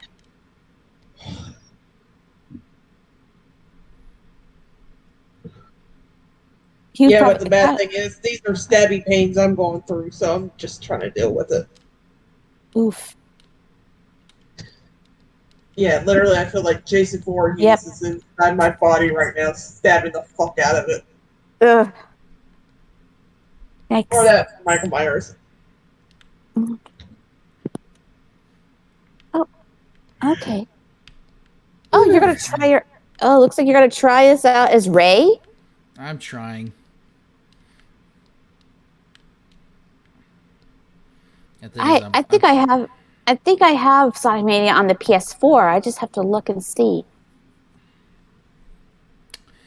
Other games. Well, while you're looking that up, other games that were announced. Just Dance is coming back with a new edition with brand new songs. So I'm like, ooh, do I attempt to get my dance on again? I played it and I really liked it, but I haven't played it since my niece and nephew got their versions. Oh yeah, it's on there for the PS4. I think I have the Plus version. Yes, which is DLC for a lot of us that got it originally. Yep, same here. I think I got mine as a DLC. And they also announced the Metal Gear Solid collection that they're going to be doing. They got the first 3 PlayStation Metal Gear Solid games on there, and then they have like the first 3 NES games of Metal Gear Solid on there. Yeah, trying to get Ray's gliding ability. It's probably going to be the biggest pain in the ass. Yeah, it is. Because you've been like dive bombing into spikes, dude. Yeah, because there's like some way to do it properly, but it's like, I don't know how. Like, he just keeps falling.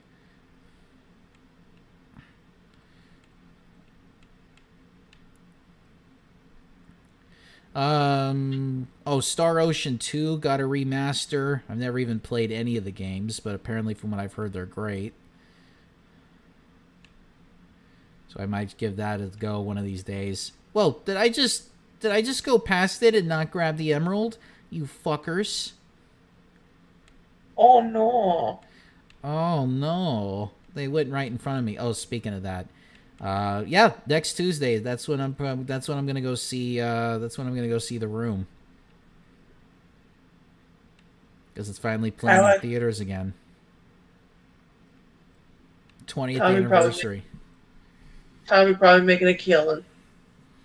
Well, it's the 20th anniversary, so obviously. Mm-hmm. Of course, he doesn't need it. He has a bottomless pit of money. As far as we know. Mm-hmm. For all we know, he could be trying to still sell his knockoff underwear. Mm-hmm. The hell would want to buy your knockoff garments, dude? Dude, we were looking at the fucking website after you went to bed last, like, Wednesday and stuff. My Yeah. God, that fucking update is fuck. It was everywhere. Like, it needed, like, Flash in order to work and shit. Yep. And it said it has, like, updated since, like, what, 2018?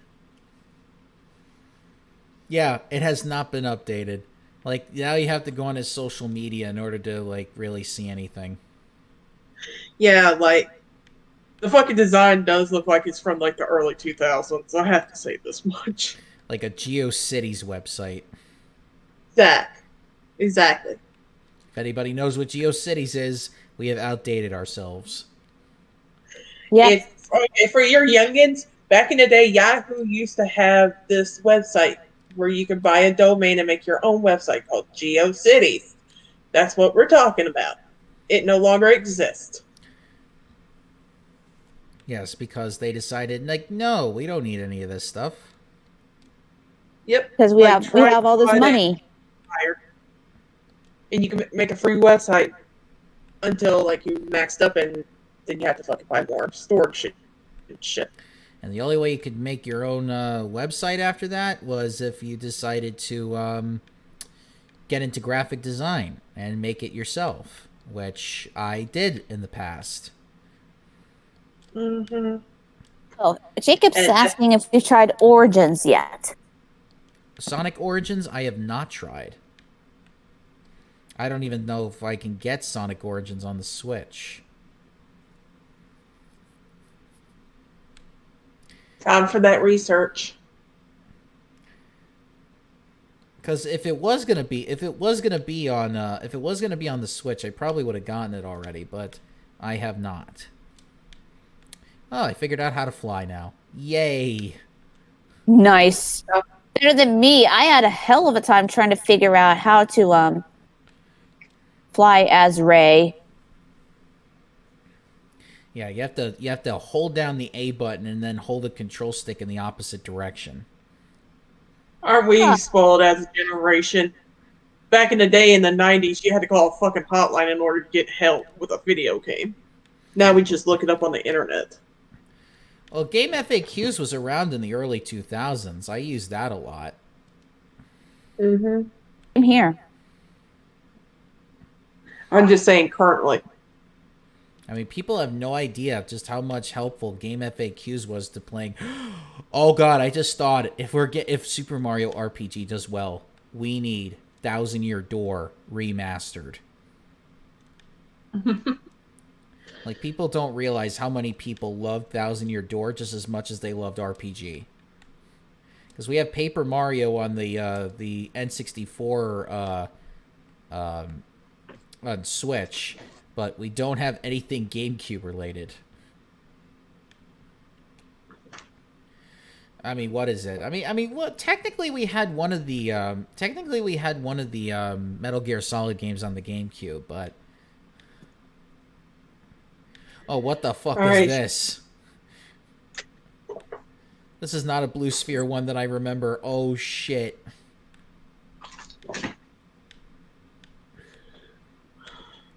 Anyway. You just messed that ring! You missed that ring, Joe! I got it. That was it. I'm probably behind here. But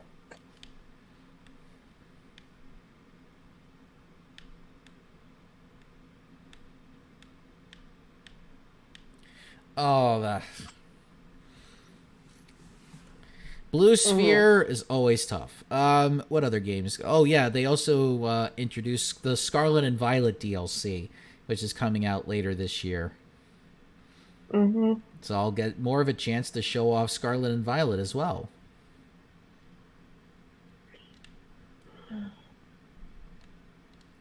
Ow.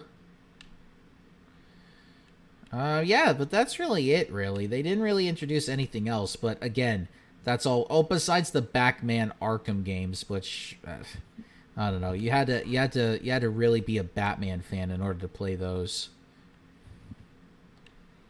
Does it include?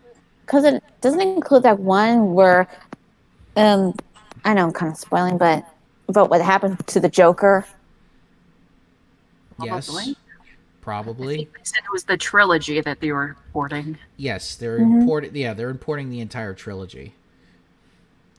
But what I really want them to import is another Batman and Robin game. I don't remember the games like performing too well on Steam. Like performing as in like working well on the computer. Yeah, they didn't do well. That's why I was never a fan of the Arkham games, because they only seemed like they worked with one console and everything else didn't do well.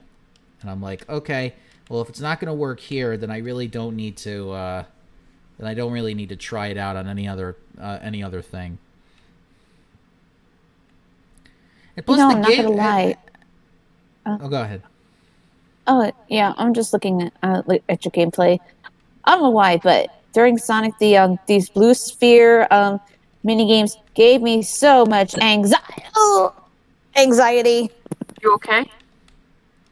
Oh yeah, cringed a little bit, but I'm fine.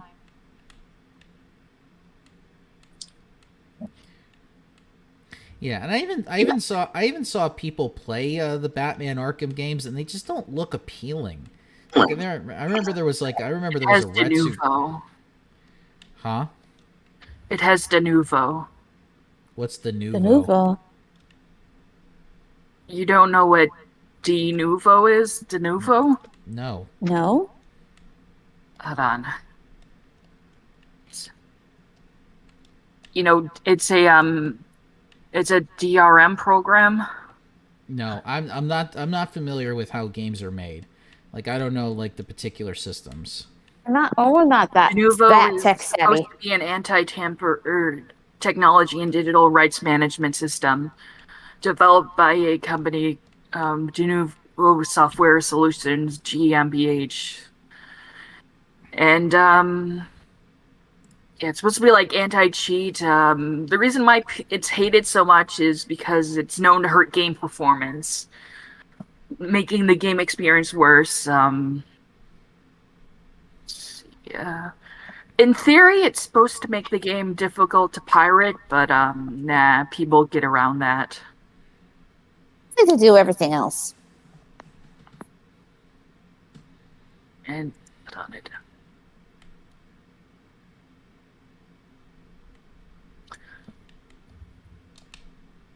Sega is notorious for using that, which has made their games worse. Mm. It's like the anti-theft cart technology that they're bringing out, where it's affecting people it shouldn't like be because they park too far away from the store. Hmm. Yeah, I don't know. I don't know enough about this to even comment on it. It would have to be. Whoa. Sorry. It would have to take some research on my end. Just the TLDR is it's just stuff that'll bloat up the software. Never a good idea. But again, they probably do it just because so they can cut corners as well.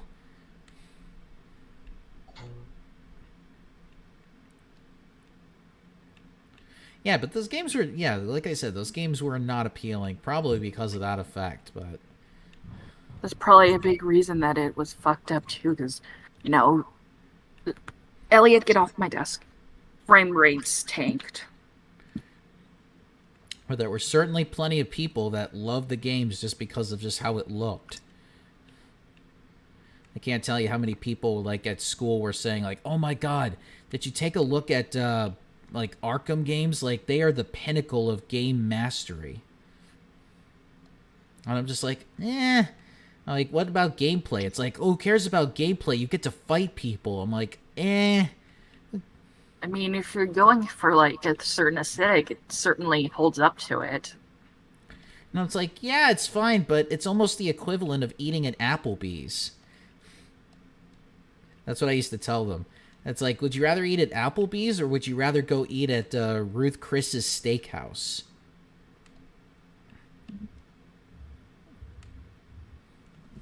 It's like there are better options out there.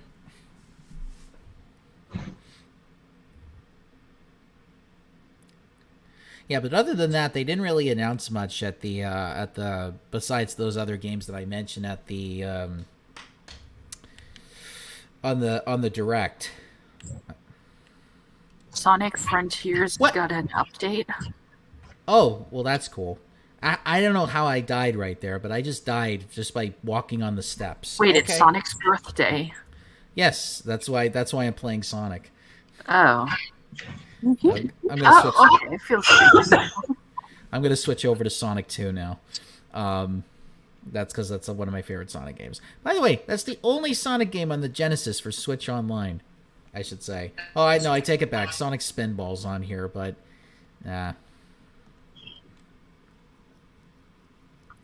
But no, what was I gonna say? Oh yeah, they had like their first Nintendo event at Seattle. It was like Nintendo Live or something. Well, it's like, oh, so this is E3, but just for Nintendo stuff, and it's in Seattle, so it's in a better area. Because Seattle is just generally a better place to do shit. Instead of going all the way to San Diego, where everybody's always packed, and you can't get anything, and like the hotels over there are just expensive as shit.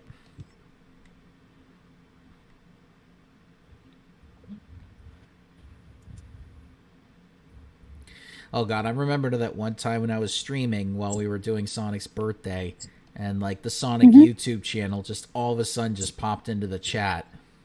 Oh yeah, I remember that. Oh yeah, I remember that because I was watching you guys on the stream.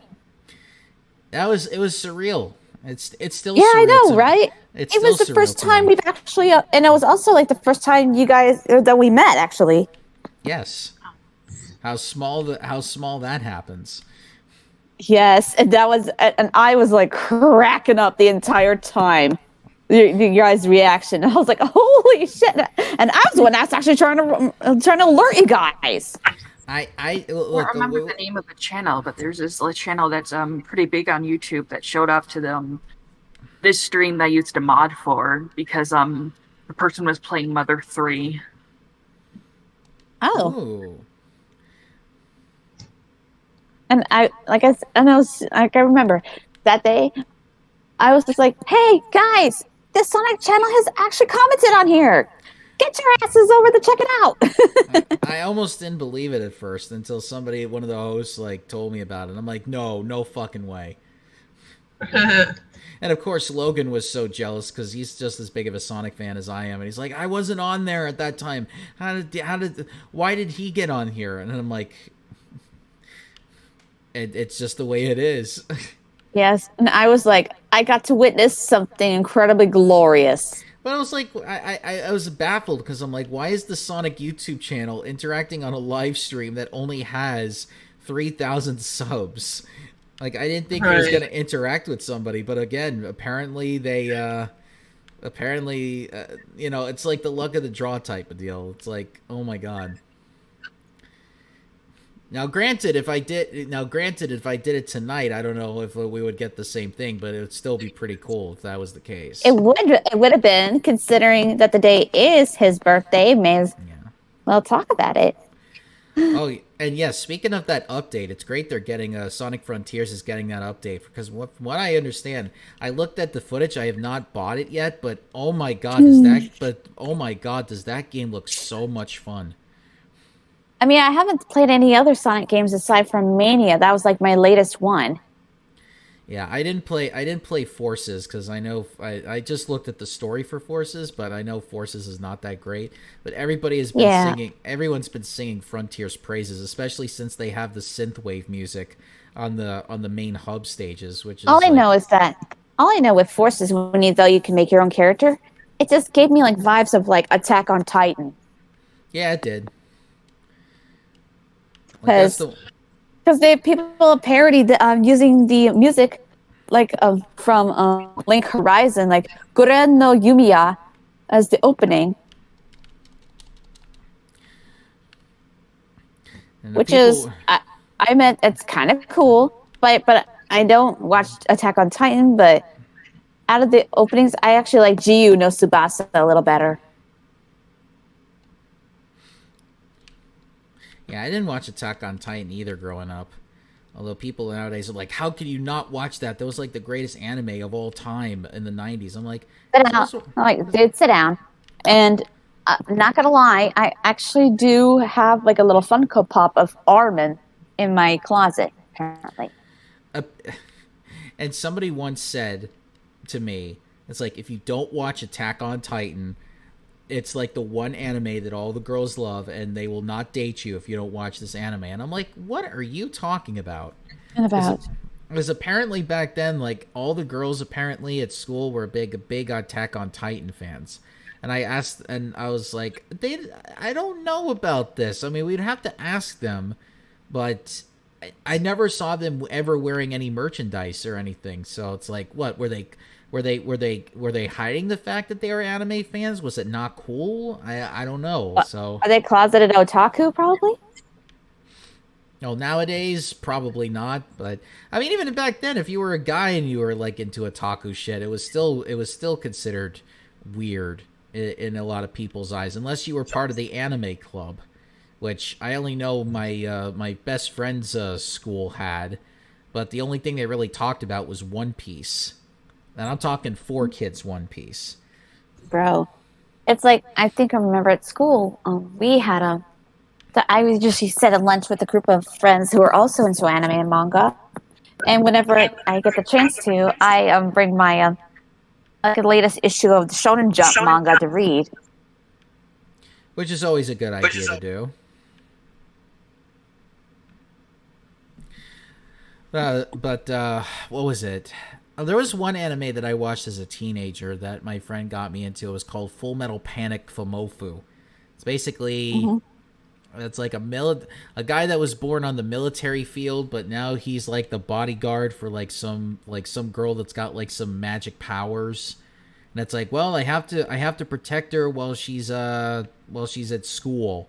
And so it became like that type of storyline. There was the very first episode, like the guy blew up his own locker because he got it like a mysterious package. But it's a mysterious package, it turns out, was actually like a love letter that one of his crushes gave him. Oof. And then when the letter says like, oh, hey, meet me at this particular place at 8 p.m., your secret admirer is going to come out. He actually hides in the bushes and keeps a gun pointed at her for like the whole time because she thought she was like a terrorist of some kind. It's like, no, this girl had a crush on you, you dick. Oh, hey, Cash. Didn't see you there, buddy. And now he's on the bed. But the guy was like so oblivious to like how social Social skills work. Yeah, social skills work. Like the guy grew up on a military base, so it's like, oh my god, this woman is the enemy. It's like, no, she has a crush on you. It's like, wait a minute, what is a crush? What does that mean? How can you fall in love? Oy vey. Yep. And it took like the woman he was protecting. He's like, no, you are an asshole. You are a giant asshole. Like completely stomped him to the ground too.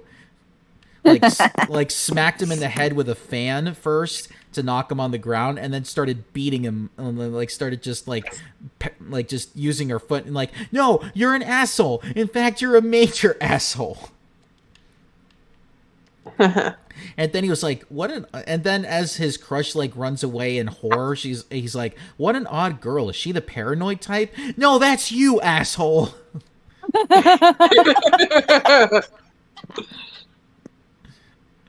There was one other episode where like the girl he's supposed to protect gets kidnapped by like a mafia, the local mafia in the area. So what he does as retaliation is he steals he kidnaps the mafia boss's little brother. But it wasn't really a kidnapping. He actually went to the school and said, "Hey, can you take part in like this fake kidnapping plot that I'm gonna do in order to rescue my friend?" And the kid's like, "Yeah, whatever. Fuck my sister." Oh Lord. And then apparently he has all this information on all the other little the thugs. Like he knows like all of their he knows all of their sisters, and it just scares everybody. It's like, how does this guy have all the information on our family members? And it's like, because he's a black ops operative. This is like his job. He knows he knew everybody in the mafia, and everyone's like, oh shit. When they asked him to drop his weapons, he goes into his pocket and he pulls out all the guns. And then, like, he's still pulling out weapons 20 minutes later. And all the guys are like, oh, and everyone's like, holy shit. How much weaponry did this guy have on him? Like, they were horrified. Like, who are we dealing with here? Are you sure it's all right for us, the mafia, to be going after this black ops guy? Like, yeah, apparently not. That's kind of interesting, though. Like, this guy caused a massive panic because, like, he decided, like, oh my god, I realized that, oh my god, how did I die doing that? No, there was one time, like, he was worried because there was, like, lunchtime, and, like, the lunch line is always packed, and your favorite bread does not, you won't find your favorite bread because everybody's, like, fighting over it. And so his friend's like, oh, you gotta be aggressive about it. You know, you gotta ask for what you want. You have to put some spirit into it. So he takes his gun and he shoots it up in the air. And he's like, give me a plain roll or else I'll shoot. And then the whole school goes into a riot and like destroys the lunch stand. And then he's like, okay, well, and he's like, well, now you gotta pay for it, asshole. And he's like, okay. And they put the gym teacher in the charge, and the gym teacher's like, you realize this is the same people that caused this panic, right? Now you're going to put them in charge of actually running the bread stand? And the principal's like, yeah, and you're going to be in charge of them. And then the gym teacher is trying to sabotage them, but the military guy is actively setting traps so that nobody steals the food, and the gym teacher keeps falling for the traps. Like one time he laid a trap where anybody that pulls the tarp off the food gets electrocuted. So the gym teacher gets electrocuted and gets sent to the hospital. And it's like, I wonder why the gym teacher is like this. It's like, no, dude, it's because of your electronic trap. Right. So the next day, the gym teacher's like, okay, I'm gonna put rubber gloves on so that I don't get electrocuted. He takes the top off and there's tear gas that gets poured into his face. Fuck. And the guy is still like, I wonder why he has to go to the hospital again. Like, no, it's because of your tear gas trap. So the next day he's got a mask on, he's got the rubber gloves and everything. He realized, oh, there's no trap. The gym teacher is messing around with the food, and then he turns around and the principal is behind him and he goes, so you chosen death. And then the gym teacher takes a leave of absence. He got fired. And then he's like, and the military guy's like, oh, he was a fine teacher. It's like he was so oblivious.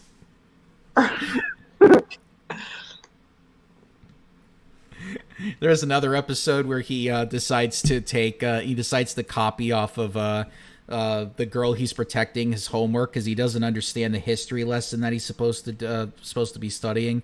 And so the girl he's protecting is like, oh, you can borrow my notebook. Just make sure you bring it back to school the next day as you complete your homework. So the next day rolls around, he realizes, I forgot to bring your notebook. You dumbass. Complete silence. She doesn't say anything for like 30 seconds. And then actually fucking wrestles him to the ground with a suplex and just completely takes away his manhood, which is hilarious as hell.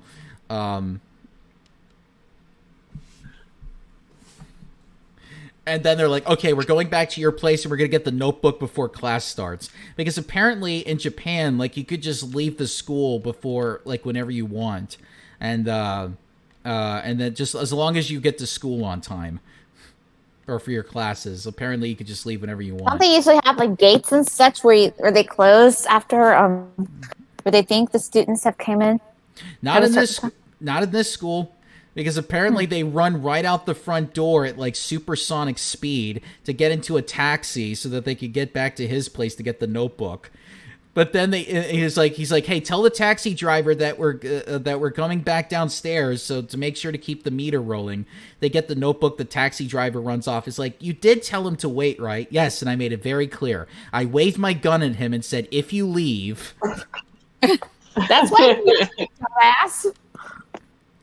And so they decide to steal a bike that has double seats, and apparently, which is not double seats. It's just like a one seat bike. But apparently, it's illegal in Japan to have two people riding on one bike.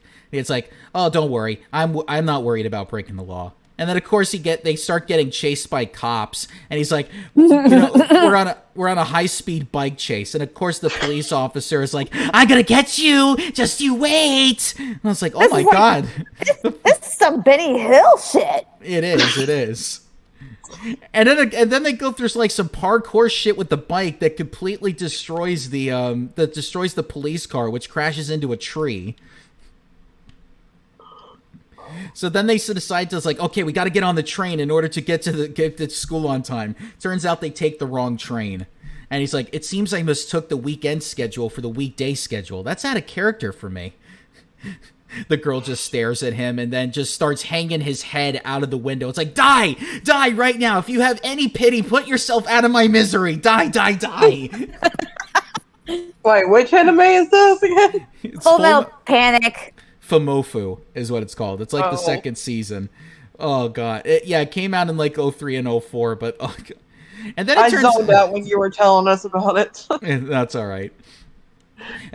Then I just like started paying attention when all the bizarre parts start to happen. And as they get to the school, they're like, it's over. It's all over. And then you realize, oh, he had a fever the entire time this was going down, so he collapses in his own exhaustion. And when they get to the nurse's office, they realize that their teacher has been in the infirmary for the entire day. So, and by the way, he actually knew this because he's like, oh, when I went to the teacher's room, I heard that our teacher got collapsed with a cold. And it's like, why didn't you tell me this before? We went through all that shit for nothing.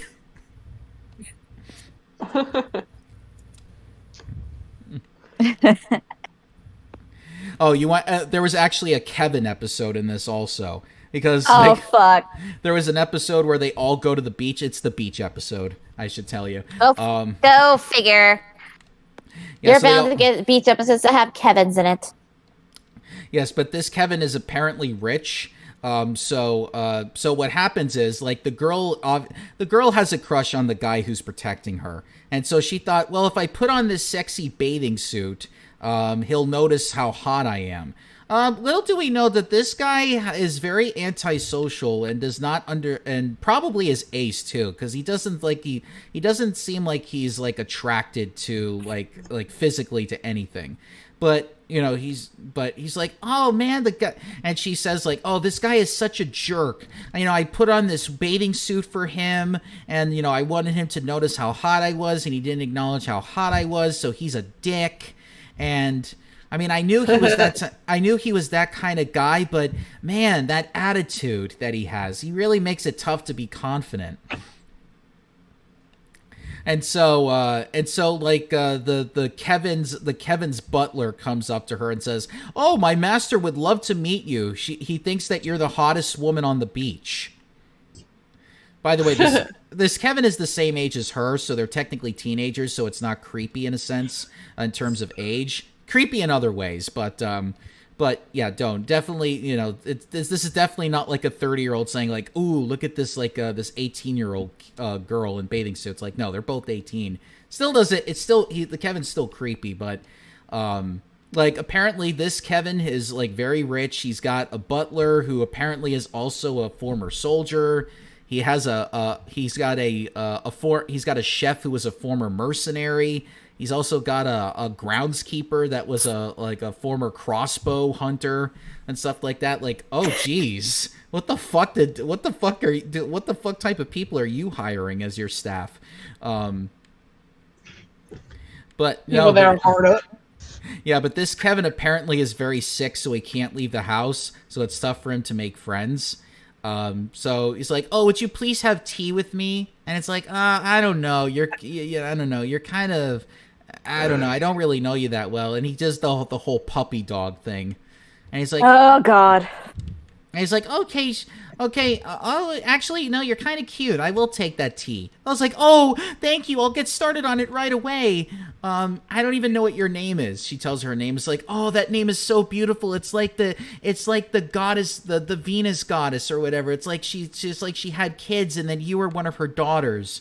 I can't remember how he described it, but he described her as like described her as some type of goddess. Set your ass down, boy. And then military asshole comes knocking on the door. It's like, hey, we haven't been able to find her. Is she in the vicinity? And it's like, hey, do you know this military guy? And she's like, yeah. And then remembering like him being an asshole on the beach, like, no, the guy is a pervert. He follows me like a stalker. It's like, just get rid of him. And the military guy takes that as, oh my God, they just kidnapped her and they're doing all of this torturous shit to her. So he actually puts on military gear like he's going to war, like he's going to infiltrate this mansion to find this woman that he's supposed to protect. Not realizing, of course, like, no, she's just having tea with this guy, this Kevin. And it's like, no, I have to go full on war to protect her because she's being like tortured. And all of his friends are like, you're not thinking of something completely dirty, are you? No, those damn scumbags. Apparently, so this Kevin tells the story about. Okay, this is where it gets really creepy. So, forewarning: if you don't like hearing this shit, turn off now. But apparently, he fell in love with one of his cousins, and he had promised when they were like young kids, they promised that they would get married to each other. And then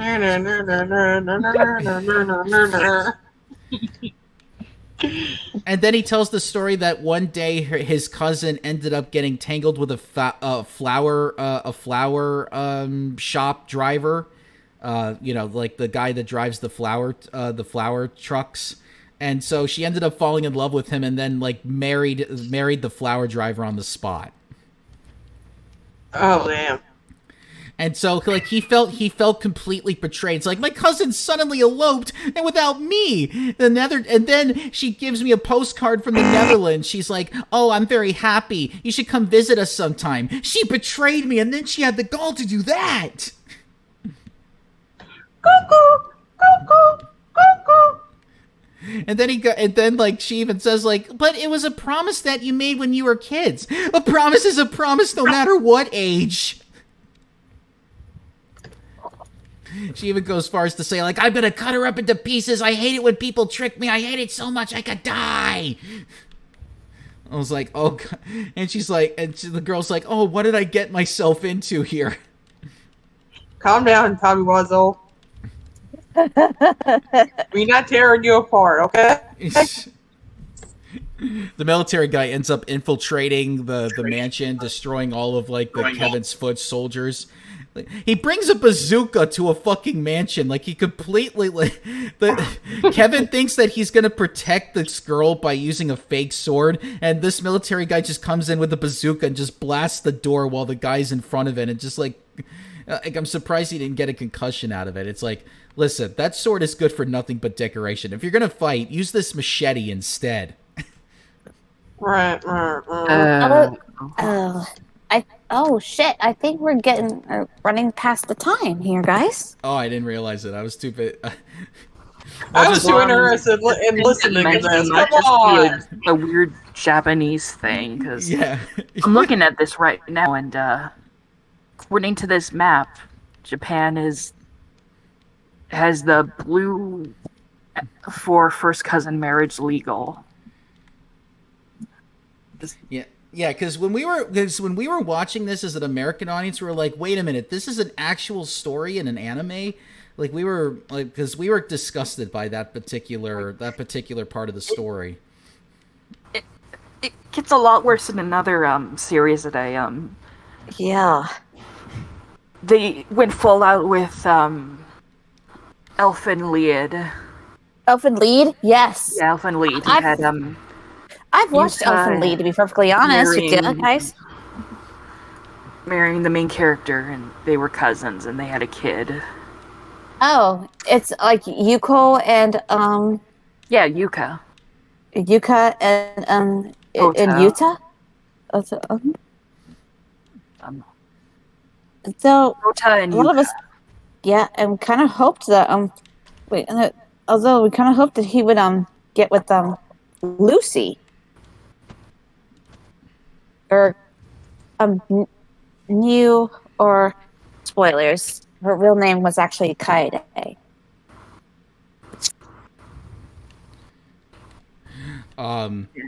She died. I know. And then I think she got like reborn as twins. Yeah.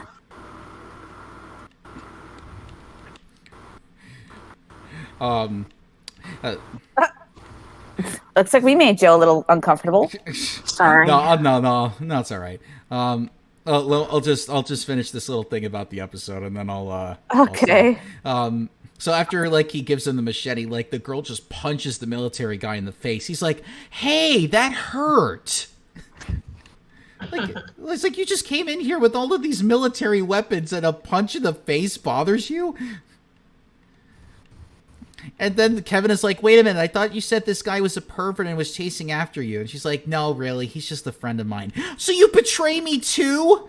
You abused my feelings. I poured my heart out to you, and you took my trust. And then the military guy's like, "Dude, stop being a fucking Kevin. It's your own goddamn fault you're like this." I mean, Jesus Christ.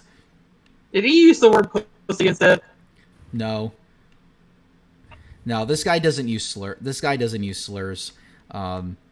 It's like, look, if this was the battlefield, you would be dead by now. He's like, although I will give you credit, you actually did stand up to me after all this military gear that I had and used the fake sword. That took some fucking guts. Mm-hmm. And then what happens is he takes the girl and they jump out the fucking window, and this building is like 3 stories high. And it's like, oh my God. Thankfully, the guy had a parachute. That guy's like fucking on speed or something. Not on any drugs. Crazy. Not on any drugs. It's just like, well, my commanding officer told me I had to protect this girl at all costs because apparently she's like the secret weapon for like some type of military or whatever. And yeah, so that's that. That's like, and she was like, "Oh, so you went through all this just because you were worried about me?" "Yes, I was worried about you." "Oh, so you really do care for me?" I'm like, "Yes, why wouldn't I?" It's like, "Well, you didn't find me attractive." And it's like, why do I need to find you attractive in order to love you? Oh. Uh-huh. And it's like, yes, this is like that goes into my whole thing about the guy is ace, because like he has this like just does not. I mean, there are more episodes, and I'll probably talk some later episodes later on because there's one particular one where it's just like very Kevin centric, but it's like so funny, because they just fucking destroy everything about Kevin's in general, and it's like hilarious. Like every single perverted thing that men have ever done over the course of human history, they make fun of. Sounds like your kind of thing, Care Circus. Like if I could try to find the series on It better not be on Crunchyroll. But if I can find it on like Amazon Prime or I something. looked it up. It's on Tubi. Okay. Well, I don't really have Tubi, but It's yeah, free. yeah. But it was like it was a fun show. It was a fun show to watch back then, and I'll talk about. Yeah, because it only was like one season long, because it's technically season 2 of the entire anime, because season 2 is called Fumofu, but Oh no, it was supposed to be a spin-off series between It- 1 and 2. Seasons 1 and 2. but it didn't go anywhere. That was like the only season. But it was like because like the original Full Metal Panic was just like full military shit, like just like auto like body armor, like robot body armor and everything, and so that one wasn't really as compelling because there wasn't a lot of like fun things to watch in that. Although I know Sketchity was a fan of it, but not so much me. All right, so yeah, I'll probably talk about this more next week because like there's some more episodes, and I'll probably mention some other things too. But yeah, we'll end the show for tonight. We probably should be in July by the time 2 weeks roll around. So anyway, good night, everybody. We'll see you on Wednesday for the class trial on Danganronpa Case 3. And yeah, we'll see you then. And yeah, bye, everyone. Everyone take